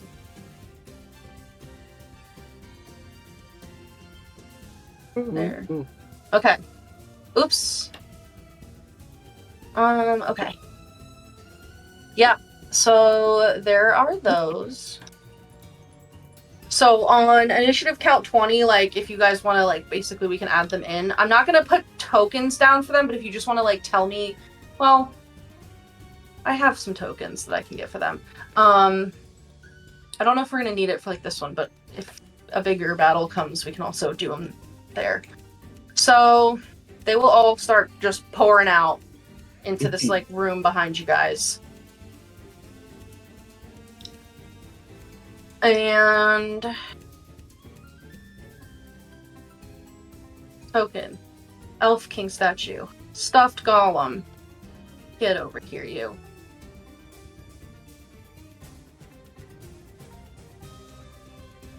And then the coffin. The gate. The owlbear statue. I can't even see if I have them all up. There's literally so many tokens on this map right now. Okay. I think there's one of them that's hidden somewhere and I'm not seeing it, but, Okay, you don't need them. Yeah. I'll just use break a leg as a placeholder. The Darkling is going step forward over here, because it is now his turn.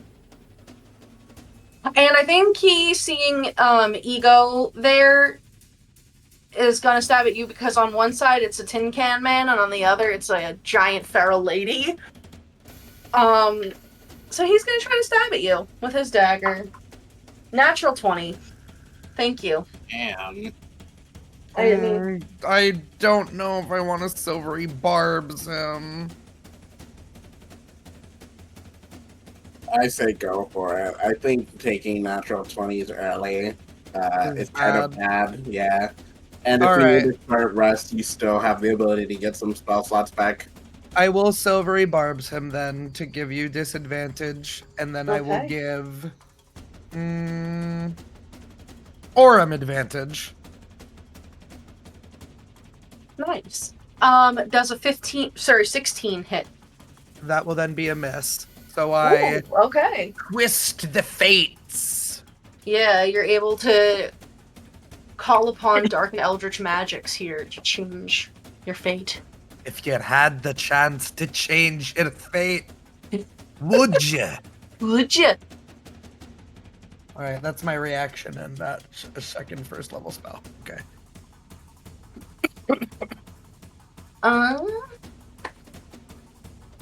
After the Darklings, it's the whole group of players. So Clover, Aurum, Ego, Saoirse, Dawn. Clover, there are some shadows that are cropping up behind you. And there's a bunch of objects just coming to life around you. Yeah. Alright, I'm gonna hold off on the pixies for now.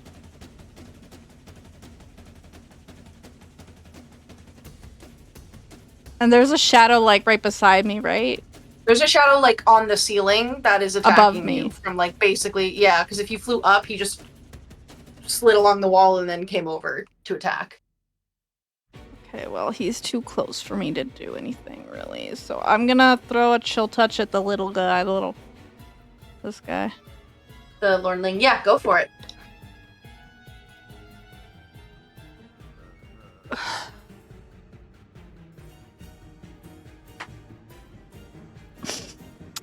So that's a natural one.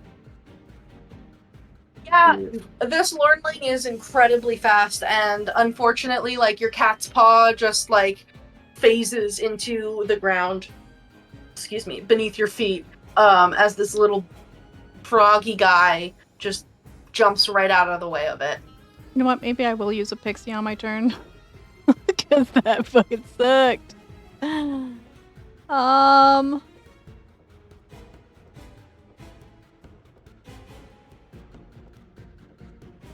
Let's do something basic and see if it takes. Can I get I'm just using one pixie at the moment. Can I get a wisdom saving throw? From the Lornling? I'm gonna do it on the shadow. The shadow that's attacking above you? me, yeah, to like, yeah. Okay, you said wisdom save? Yeah, and I think the DC is 13. He rolled a... Yes. Oh. Go ahead, sorry. He rolled a 3 plus 0. Oh.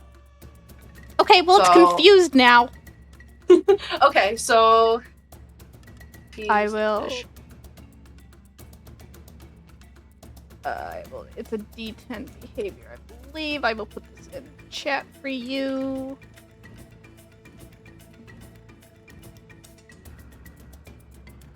On its turn, this is what it needs to do before it takes any turns. Okay. Anything else you'd like to do on your turn? That's my turn! Okie dokie. Artichoke. Aurum, you're up. Ego, you're on deck. You have advantage. I'm gonna try to punch the frog. Do it.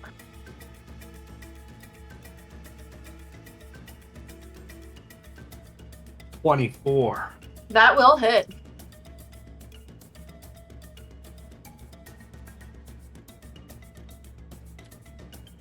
$14 points of damage. You don't even, like, you just take your fist down and it's almost like swatting a fly. Like, they're really hard to do, but you know that if you, like, time it just right, like, and aim where the little froggy guy is gonna be, you're like, that's how I'll hit him. And you do, and you straight up just squash him. Like, you have, like, green ichor and gore all over your hand as he is just slapped and instantly crushed. Yeah. I'm gonna stand over his dead body. No, not my little guy! My baby boy! My baby boy! Then I'm gonna try We're not playing nice anymore. I'm gonna try to punch the shade. You may do so. Punching a shadow is badass, by the way. Not having it. It's a 13. At the shadow, that will hit. Oh. Their AC isn't super hard, I don't think. I think I only get my 1d4 once a turn. I think so. Your... When you hit a creature with a weapon, you can deal an extra 1d psychic damage to the target, which can take this extra damage only once per turn. Technically, it's a different target. Okay. So technically, I could still add the d4. So you didn't add it to the first one? I did, but it's a different creature. Okay, but what is it? It Does says does it say the target can only take the damage once per turn, or a target? When you hit a creature with a weapon, you can deal an extra 1d4 psychic damage to the target, which can take this extra damage only once per turn. I think his I think you could interpretation is correct. technically. I think you could technically hit this one with it because it's a different creature. Yeah. Yeah. Yeah. Oh yeah. Technicalities I never get to do because I always miss. It's yeah. I think it's because if you did an extra attack on the same creature, Right. only once. Right. But That's 18 points of damage. Ooh. Oh. What kind of damage is that?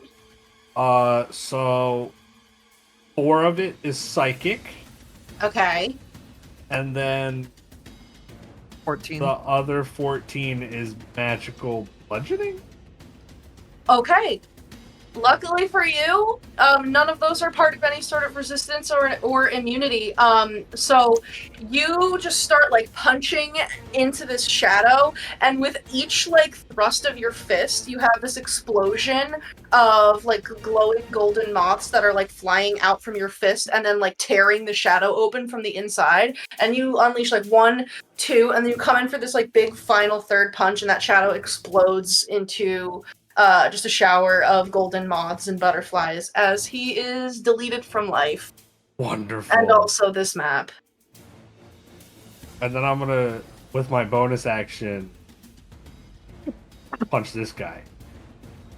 You certainly can. I bet you're gonna kill him, and I'm gonna be like, I was gonna get him. That's a 14 to hit. That 3 just plus hits. 11. Well, is 1 plus 11? Not correct. 3 plus 11 is 14. I'm trying to make sure if it's supposed to be puzzle. Yes, this weapon has a +3. Yeah, because it's only if you... Is it when you nat 1 or when you miss that it chips? When I nat 1, it chips. Okay. And you haven't nat 1 yet, I don't think. It's Oh not. yeah, that's a 14. Yeah, so that will just hit.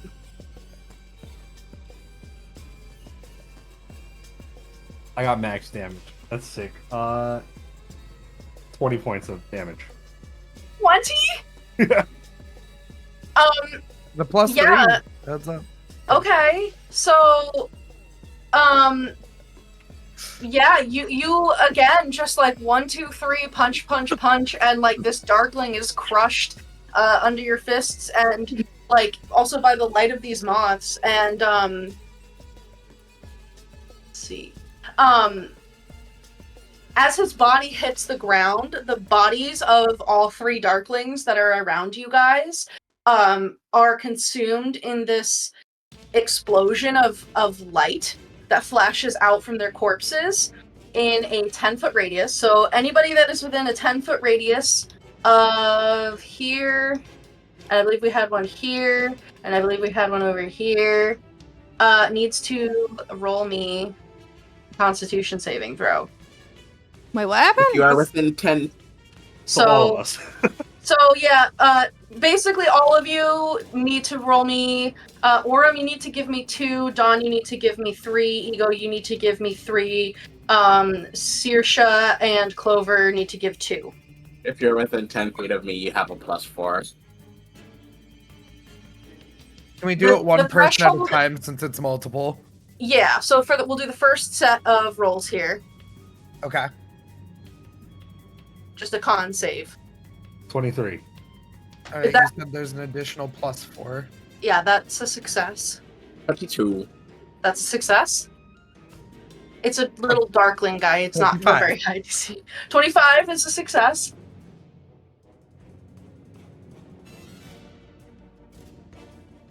Oh, I rolled a 9, but I'm close enough to You're within 10 feet of Dawn, Dawn, so you right? get, yep. 13. I think you're 15 Oh, feet away, no, wait. actually. Because the squares are bigger. I hate that they make the map squares bigger than what a normal fucking square is supposed to be in D&D. Yeah, you're Okay. 15 feet away from me, I fear. Oh, yeah, then it's a 9. Okay, so Saoirse, from that one, you are now blinded until the end of your next turn. Luckily, you can't be blinded multiple times, so you don't have to roll anymore. Nice. Okay. There you go. And then Clover. Clover, you are also blinded. And you don't have to Until roll when again? anymore. Till the end of your next turn. Okay. So for the second round, and this one is just Ego, Dawn, and Aurum. Natural 20 for 26. That's a success. 13. That's a success. 17. That's a success. Third round.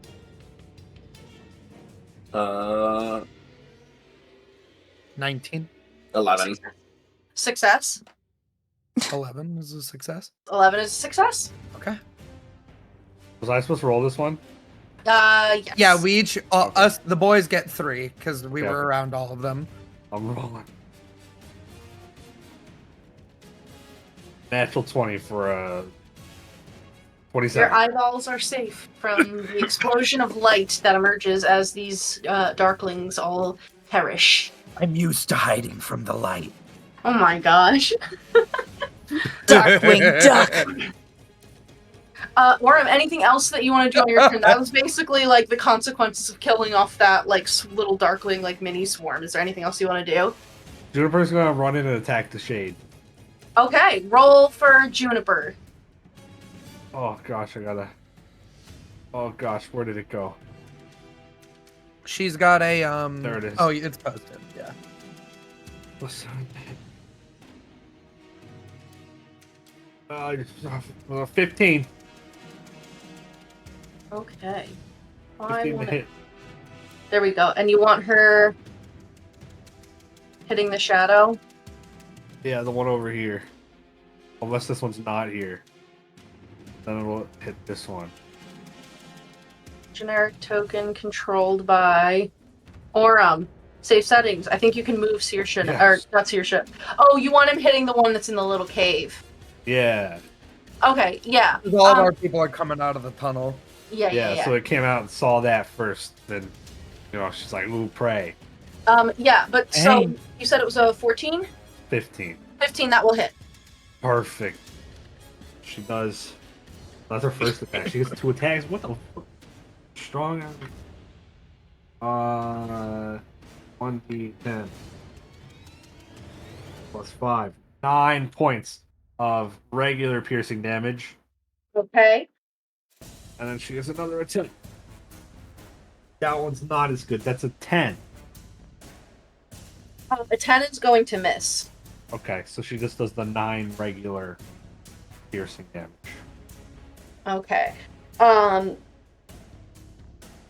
Obviously, Aurum and everybody's not necessarily paying attention to this, but her claws do slice through the shadow, but probably not to the same effect as it would against normal flesh.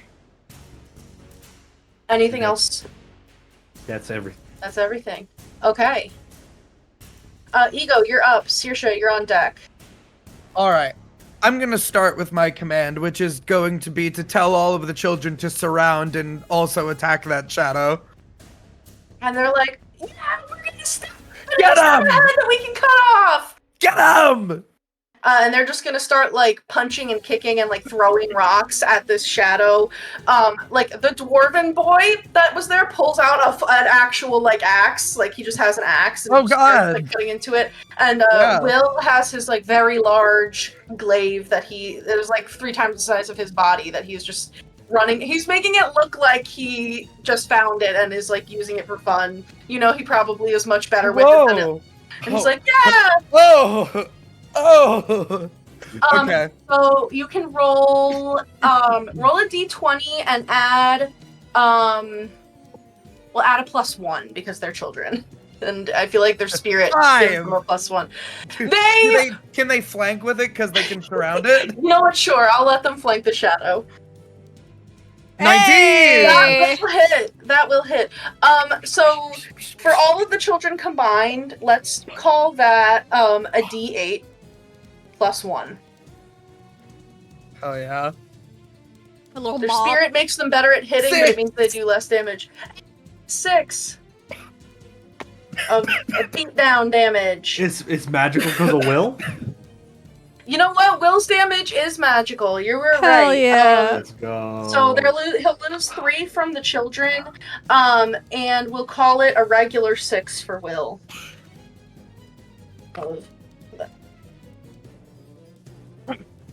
If you get like 6 kids jumping on you, all punching you, Yeah. it can hurt. Yeah, it's gonna be very overwhelming too. Like the psychological damage can't be overstated. Absolutely. All right. Reminder: is this Darkling right next to me? Did Aurum kill that one? Oh yeah, he's exploded. Sorry. Okay, that's okay. Need to know for movement purposes. We're gonna cut down here. We're gonna tuck right in under the light so that these shadows can't sneak up on me. Yeah, he sure can. I've got my wand in one hand, I got my rapier in the other. I drag the wand down the rapier and ignite it again. I'm gonna stab the shadow with a green flame blade. Oh snap. Okay, roll for attack. Rah! 22! That is definitely gonna hit. Alright, so first, it's going to take, it's not magical piercing, so 7 regular piercing, because I just have a regular Okay. sword. Okay. I'm level 5, so it will take an additional 2 fire. And then the flames can leap to another creature, which will be the prop. Okay, you want the Elf King statue behind you? Yes. Okay. Which will also take a D8.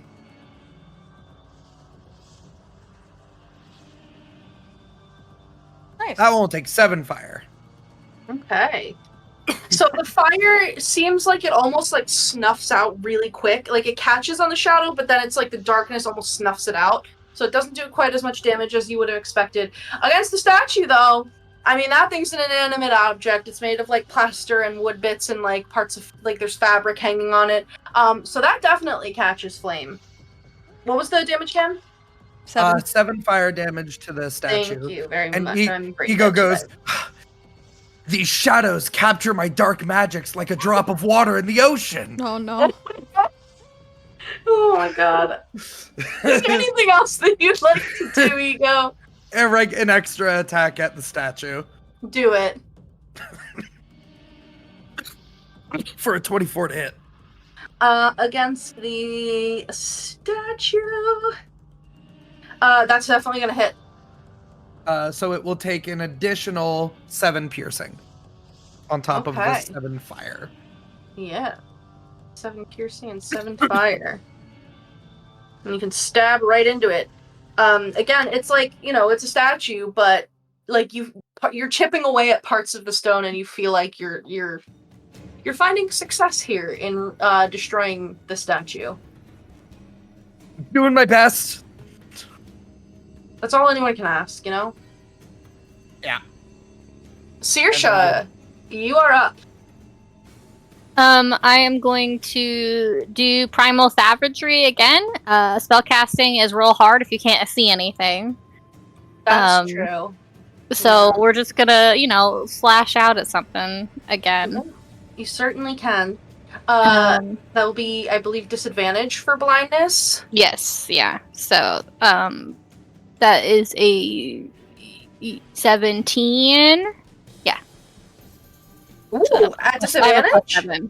Yeah, because I rolled an Oh, 18 yeah. and a 10. So, Yeah, you can definitely hit that shadow that's down there.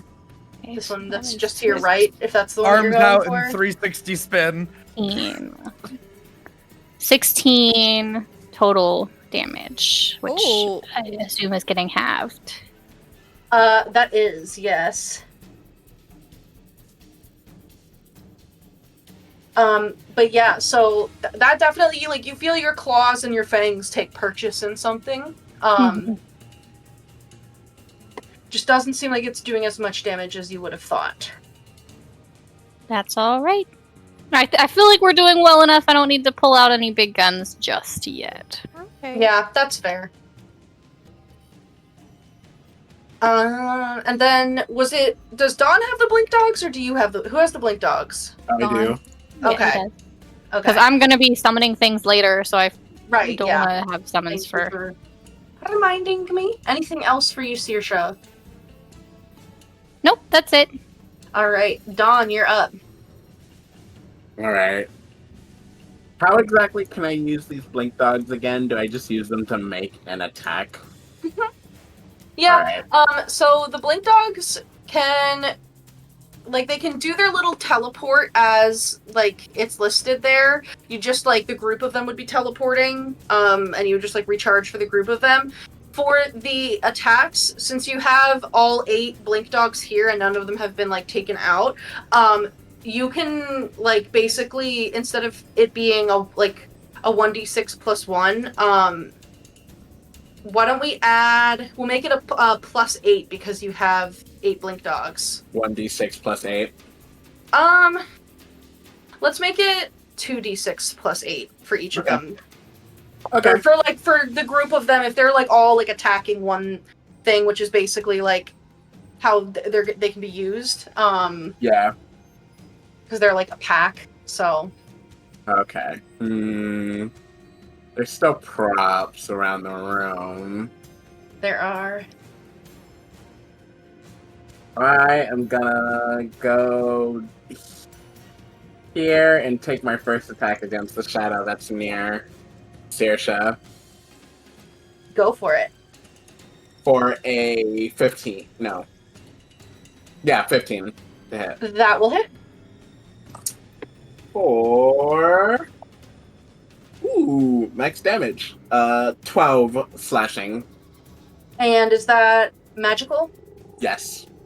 Yeah, you cleave this shadow in half as well. This one is deleted from life. Perfect. And then I will go with the rest of my movement here and attack this prop. Okay.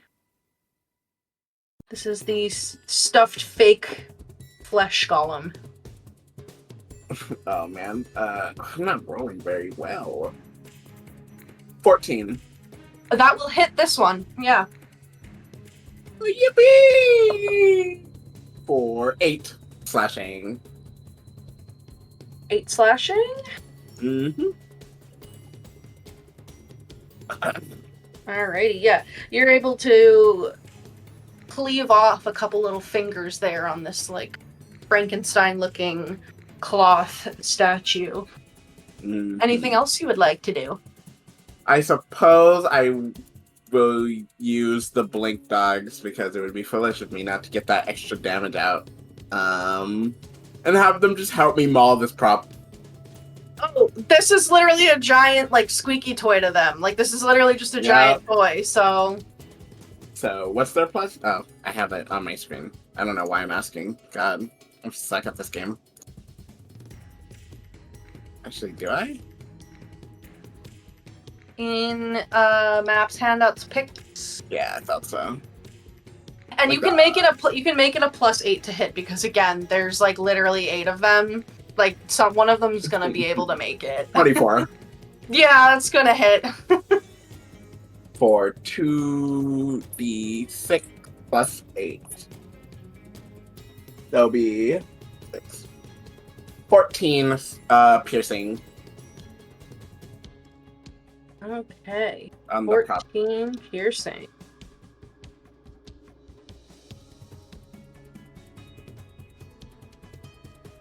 Yeah, they start tearing this thing apart. There's cotton stuffing and canvas fabric painted to look like flesh and covered with fake blood just flying off of this thing. Okay. I'm just gonna keep track of their total HP. Whenever they take enough damage, I'll remove one from their thing until there's none left. Yeah, you can basically I'll have a better explanation of minion combat. Today's just a very weird day for me, but we'll do it basically cumulative damage. So instead of every single one getting damage, it's just whenever they reach whatever their HP is in damage, one of them goes away. Yep. Kind of simplify it. But yeah, they we'll tear that up. Anything else you want to do, Don? That is. I'll use my last bit of movement to get over here, just so that I am within 10 feet of most people. Alrighty. We have no more Lornlings. They are dead.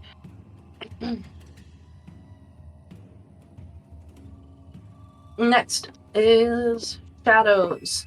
The shadow's gonna come for Clover. Natural 20. Oh, wait. No, I'm gonna let it happen.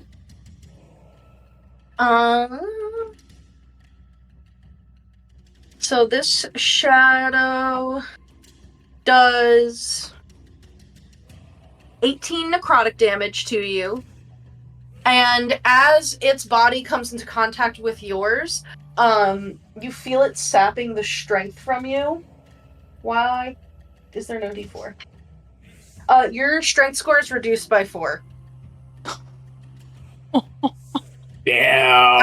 I found that D4 and rolled it, and I was like, oh, it's a whole 4. Okay. What is okay? Okay, we just need to make sure it doesn't go to 0. So you feel like your muscles, because Clover's like actually like, I feel like Clover, like, she may not be like super strong score wise, but I feel like she's still kind of like muscly because she has done a lot of manual labor, but like you feel your muscles just like withering. Okay. Is it 0? It's not at 0, is it? That's at a 4. Okay. If it goes to 0, you gotta let me know. Okay. Because you will die. Okay. Yeah, so that one is going to suck some soul out of you. I feel like she falters. Like, she like probably drops 5 feet in the air. Like, oh fuck. I should have just burned another silvery barbs. I could have imposed disadvantage, but I feel like my AC is not great. It still would have hit. Yeah, but it wouldn't have been a crit, probably. I mean, but the crit doesn't. the crit's affect not the D4 issue. strength It's drain. yeah, it was the I strength know, but drain. I'm also Hold on, worried hold on, about hold her on. just regular HP. Hold on. Here's the thing. Huh? Nope, never mind. It's sunlight. I was gonna say this shadow. You guys are right next to a light. There's a light under Clover's token, but it's in sunlight. Is the thing. So never mind. Yeah. That does in fact. And still there's happen. no sunlight in Yon. Yeah, but I have a fix for that. At least for these creatures.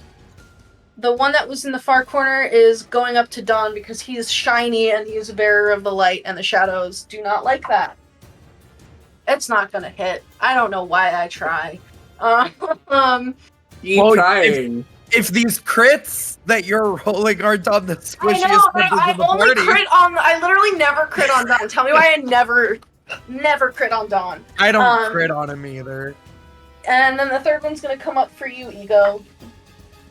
This actually might not hit. No, this is definitely not 11. No, man. 12. 12, yeah. It's not gonna hit. I'm very dodgy right now with my blade song. Against Juniper, does a 15 hit Juniper? Oh, strength drain is bad for her. She needs that. Yes. Okay. So Juniper, you might actually be able to change her hit points on her little Roll20 token, or I can just do it right here. Juniper is going to take 9 points of necrotic damage. Minus 9. And her strength score is going to be reduced by 1. Wait, is that 1? That's a 1.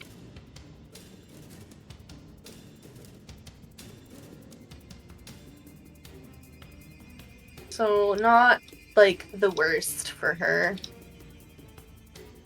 It does take her to a 19, so she would have the +4 now. And then all of the little guys are going to go, because after the shadows go, it is the top of the initiative order, and on round 20 they move. They are not fast, they are inanimate objects. So 5, 10, 15, 5, 10, 15, 20, 25, 5, 10, 15, 20, 25, 5, 10, 15, 20, 25. Okay, a couple of them are, they can't really, like, attack on this round because they need to dash to basically, like, get up to you. So, Break a Leg, which is representing one of the ones that is missing a token, is not going to attack. The Owlbear statue is going to attack at Aurum. Like an evil version of your daughter. A 13 and a 10. It makes 2, like, slamming attacks on you. Do either of those hit you, Aurum? No. Dan thinks so. The gate will 5, 10, cannot attack. The coffin is going to try to slam onto you twice. Does a 17 hit? That is my current AC. Okay, so one of the attacks will hit because the other was an 8. You take 5 points of bludgeoning damage as a plain empty wooden coffin just slams onto your foot. Oh, there's the stovepipe. Stovepipe, I found you. You were hiding in the shadows. Here she is. Token layer. 10, 20, 25. Okay, so that one can participate. Against Saoirse, the stovepipe is going to try to bash you in the head. That's a 6 to hit. That's a 22 to hit. The 6 actually does not hit because my AC is 12, but The second one, the 22, probably does then, yeah. So you take 5 points of bludgeoning damage as the iron pipe meme noise plays and you are struck in the head. This one is the stuffed golem, which is surrounded by blink dogs. It's just gonna start trying to stomp on some blink dogs, because it's... Maybe it'll do one blink dog stomp and one, like, dawn punch, because it also doesn't know yet that you can't hit dawn. 17 against dawn? Nope. Why even bother? 8 against the blink dogs? I don't think an 8 hits think the it blink is. dogs. Man is surrounded by dogs and he can't even get... Let me move this little shadow. With their AC of 13. The stuffed boar against Ego. 16. Still no. The Elf King statue against... Oh, wait, no. A 10 is also not going to hit. Now the Elf King statue is a 12. So that will miss. And a 23. Yeah. You take 5 points of bludgeoning damage as the statue bonks you in the head with its own head. 5, 10, 15, 20. And you know what? The little wedding cake is also going to come and attack you too, because it can reach you. Little plaster wedding cake. It's plaster. Yeah. You know.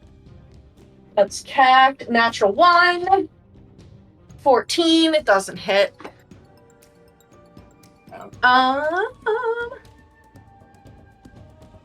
And we are back up. The Darklings are dead. Clover. Could I get...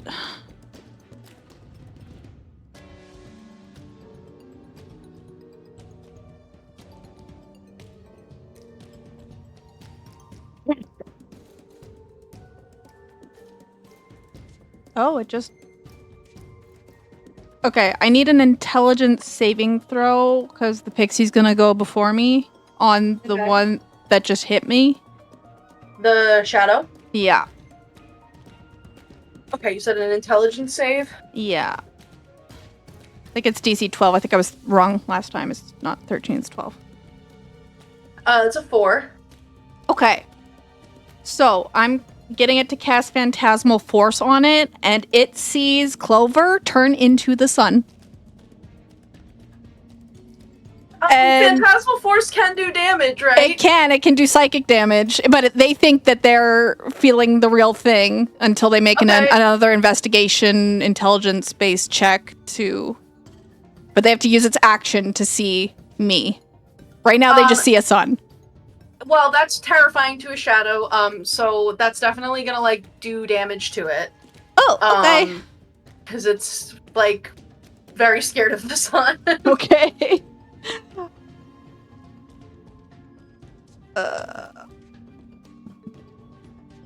Ooh, no. That's 5 psychic damage.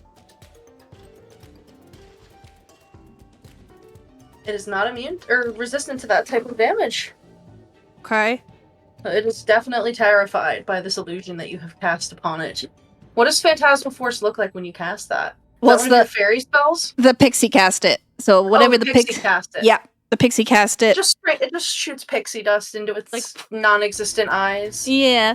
I'm gonna take a risk because I'm blind right now, so I can't even see where it is.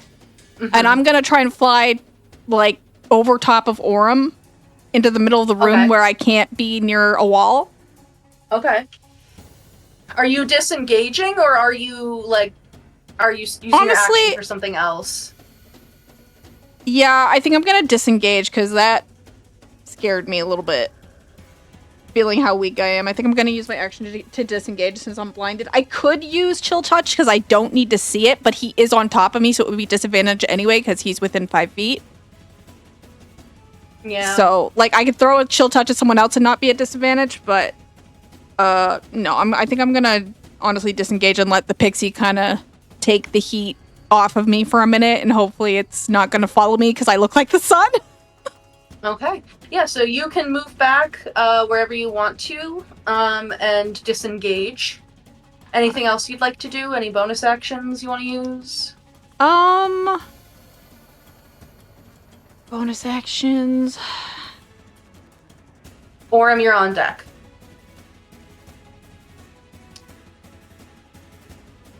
Is it a bonus action to take a healing potion? For yourself, yes. If you take one yourself, it's a bonus action. Okay, I will probably just do a regular healing potion for myself as a bonus action, and that is my turn. Alrighty, Aurum, you are up. Ego, you are on deck. Alright, I'm gonna punch the prop to the north. Okay. Oh, that's a nat 20. Okay. Not my daughter.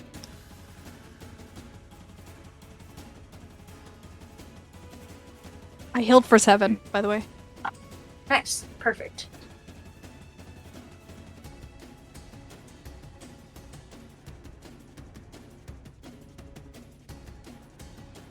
$23 points of bludgeoning damage. Well, bludgeoning and psychic damage. Oh my Lanta. How much was the psychic damage? 2. Okay, so 4 of them.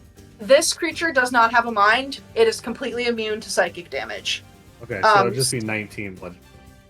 Just 19 bludgeoning? Okay. Still pretty hurty. Yeah, you just punch a hole right into the statue, and now it's missing part of its arm. And then there's also it's still up. Yeah, that's still standing. The little gate is still standing, and the coffin. I'm gonna hit the owlbear again. Do it. It's not as good. That's 16 to hit.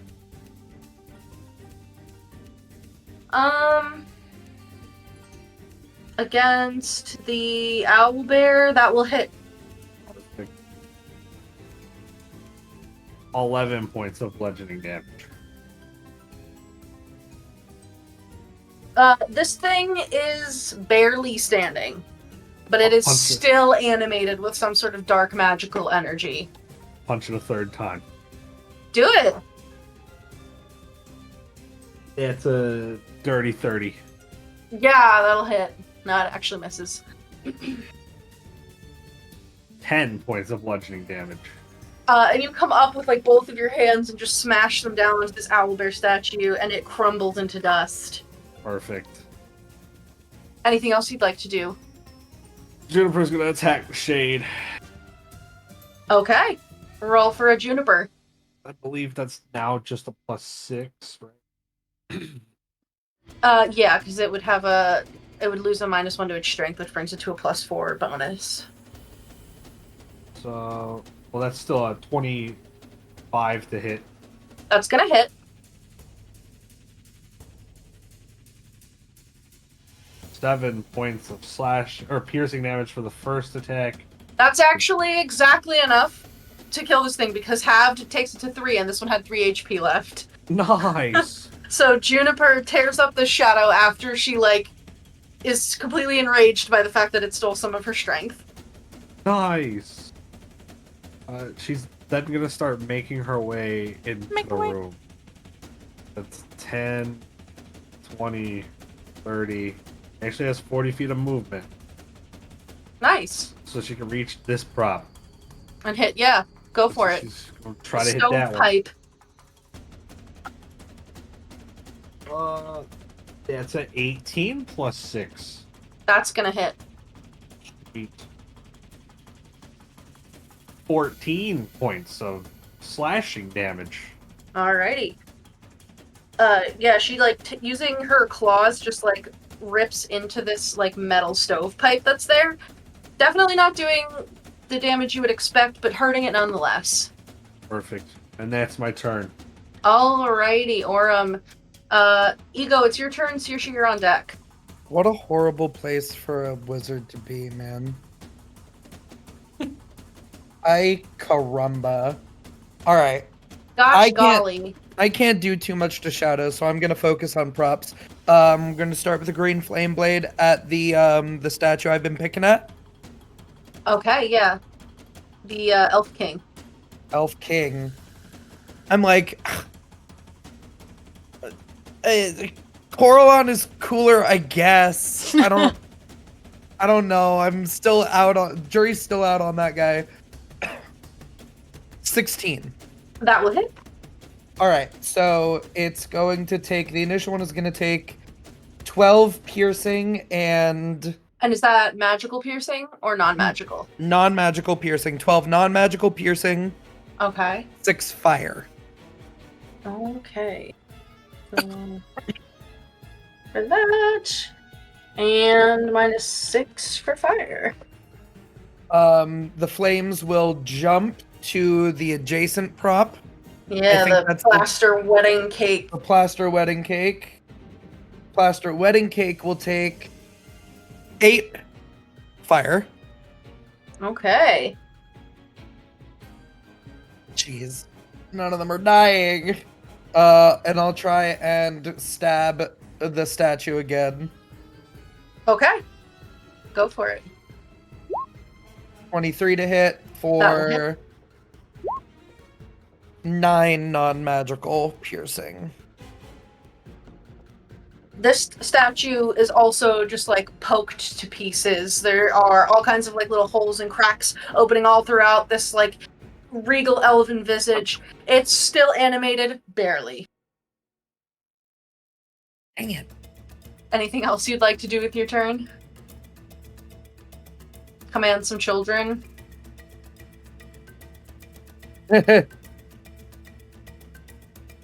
Yeah, let's see. What do we want to command children to do? Command the children to go help Aurum and Clover. Yeah, tell them to go fight the gate in the coffin. Okay, cool. Yeah, so the children can definitely do that. You can give me a d20. You know what? You make it a +8 too. I realize it's not very fair to give a +8 for 8 blink dogs and not give a +8 for 8 children that are eating you, so... Okay.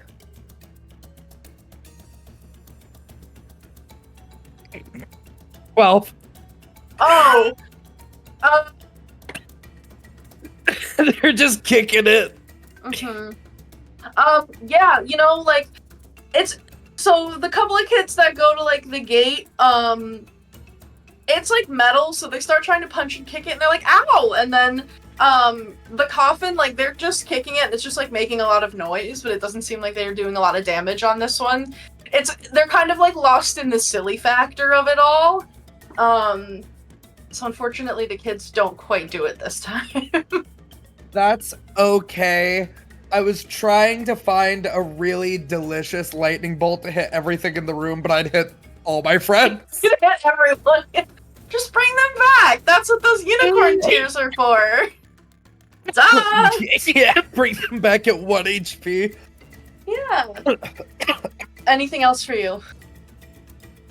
I'm debating whether I want to try acrobatics way out of here. Nah, so many things will try to hit me. I just gotta sit here and take it. Oh, I keep forgetting I have a free casting of Hex that would be helping me. That I would have killed the freak. Would you like a retroactive hex? It's okay. Okay. I'm a can smart cast it enough next time cookie if to you want. remember. I'm a smart enough cookie to remember I should be using my Hex.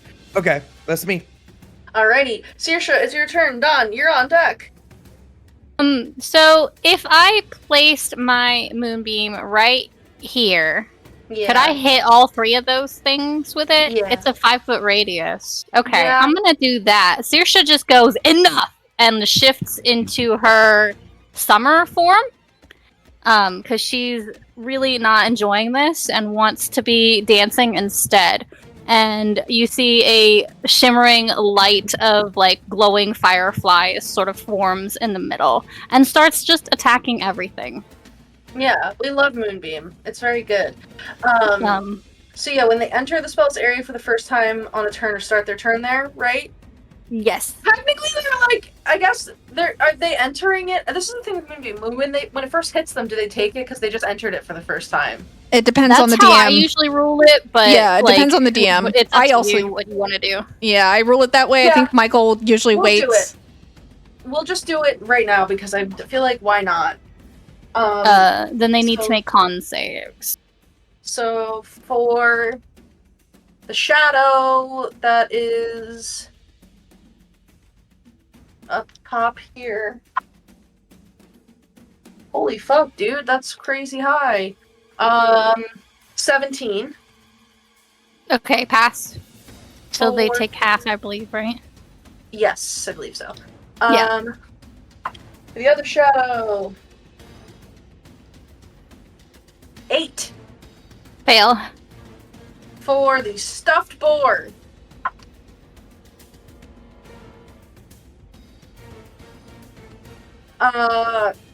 Con, that's a 13. Fail. Okay, so the shadow up top will take half, the other shadow and the boar will take full. 11 damage. So that will be 5 to the shadow up here. Radiant damage. Oh! That's actually 10 to that shadow. So that shadow is burned up by fireflies. Okay, so if it's 11... 11, yeah, radiant damage. and they're vulnerable. Okay, so then this shadow actually takes. Okay, so this other shadow is also instantly immolated by their radiant damage because it is vulnerable to radiant damage. The boar takes regular damage, so 11. Okay, good shit. That's a twofer. I believe I can. No, I have to use an action. Never mind. Continue. I'm so used to playing a cleric. I'm like, as a bonus action, I can move it because it's a spiritual weapon. But no, that's not true. Cool. Alrighty. Anything else you want to do on your turn, Saoirse? I think I can move now, right? No, there's still a guy next to me on the other side. There is a stovepipe. that Yeah, is I don't blocking want to. I don't want to do that. It's fine. I will stay where I am. you. Alrighty, then Dawn, you are up. There's only one shadow left. There's a lot of props left. There is a lot of props left. Can't really do anything about the props. Do I want to do something about the shadow? I don't really want it to hit Ego, because Ego is super weak. Like, built like a baby. Baby! But I don't know if I can get to it. I mean, I can. Yeah, you can. Yeah, I'll take the opportunity attack from the prop because it's not gonna hit me anyway, and I'll get here. The confidence. And you know what? I can't even blame him. Alright. You're gonna get bonked, potentially. Nope, that's an 11. Nope, that's a 17. You move. And you are upon the shadow. And I will make an attack at the shadow. For 24 to hit. Yeah, that's gonna hit. And I will smite. Because I want to make sure all of this shadow is dead. Okay. So it is going to be 8 slashing and 11 radiant. Yeah, and this shadow is blasted apart by the flash of light and music and color that comes forth from the blooming blade as you carve into it. Perfect. He's dead. Yeah. He's very dead. Yeah, as he just kind of like moves with his light hooves over and just smacks it in the side, and the light that normally can't be seen because normally it's like glowing plants and stuff wells up inside of it, and then it explodes into a bunch of dandelions. Hell yeah. And then I'm going to take my last 5 feet of movement to step back, so I'm flanking this prop, and hit it. Yeah, do it. I rolled a 2, so that is a 9 to hit. Hold on. The board does have a very low AC, but a 9 will not hit it. So that is my turn. Okay. And then did you want any more blink dog action? Yeah, more blink dog action. Yeah, we're gonna D20 plus 8. We're gonna blink dog these guys. Alrighty. 18. The wedding cake? Yes, that will hit. Yes, the wedding cake. And the wedding cake will take plus 16 piercing damage. Oh my god. Yeah, the blink dogs just start tearing into this thing. They're really disappointed when it's not actually cake in their mouth, but plaster. But they keep going, because now they're angry. Thank you. The Lornlings are dead. The shadows are dead. And then it will be some props. However, since we're kind of like at the end of a round and starting a new one, and I am conscious of the fact that it is about midnight here, I have all of the HP saved in like Roll20 here for the props. Do you guys want to put a pin in it here and we resume back next time and just kind of like wrap it up? Or, you know, like, I mean, I can have them go through quick attacks against you. I'm conscious of the fact that for a couple of folks, you know, time is limited. So we can put a pin in it here if that works for you guys. Yeah, that's fine. Yeah. Alrighty. Shadows are taken care of. Now we just need to clean out the prop closet. Exactly. Yeah, so we will pick up on this combat next time on the Wild Beyond the Witchlight. But yeah, otherwise, thank you as always to my players for joining me here. I appreciate all of you, and thanks for running. Thank you. It's a day. It's a day. Yeah.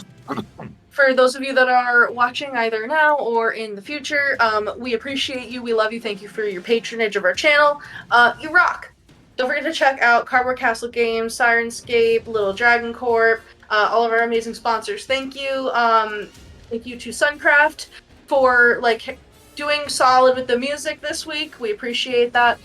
Any other announcements that I'm missing? We have Phandelver tomorrow. Yes.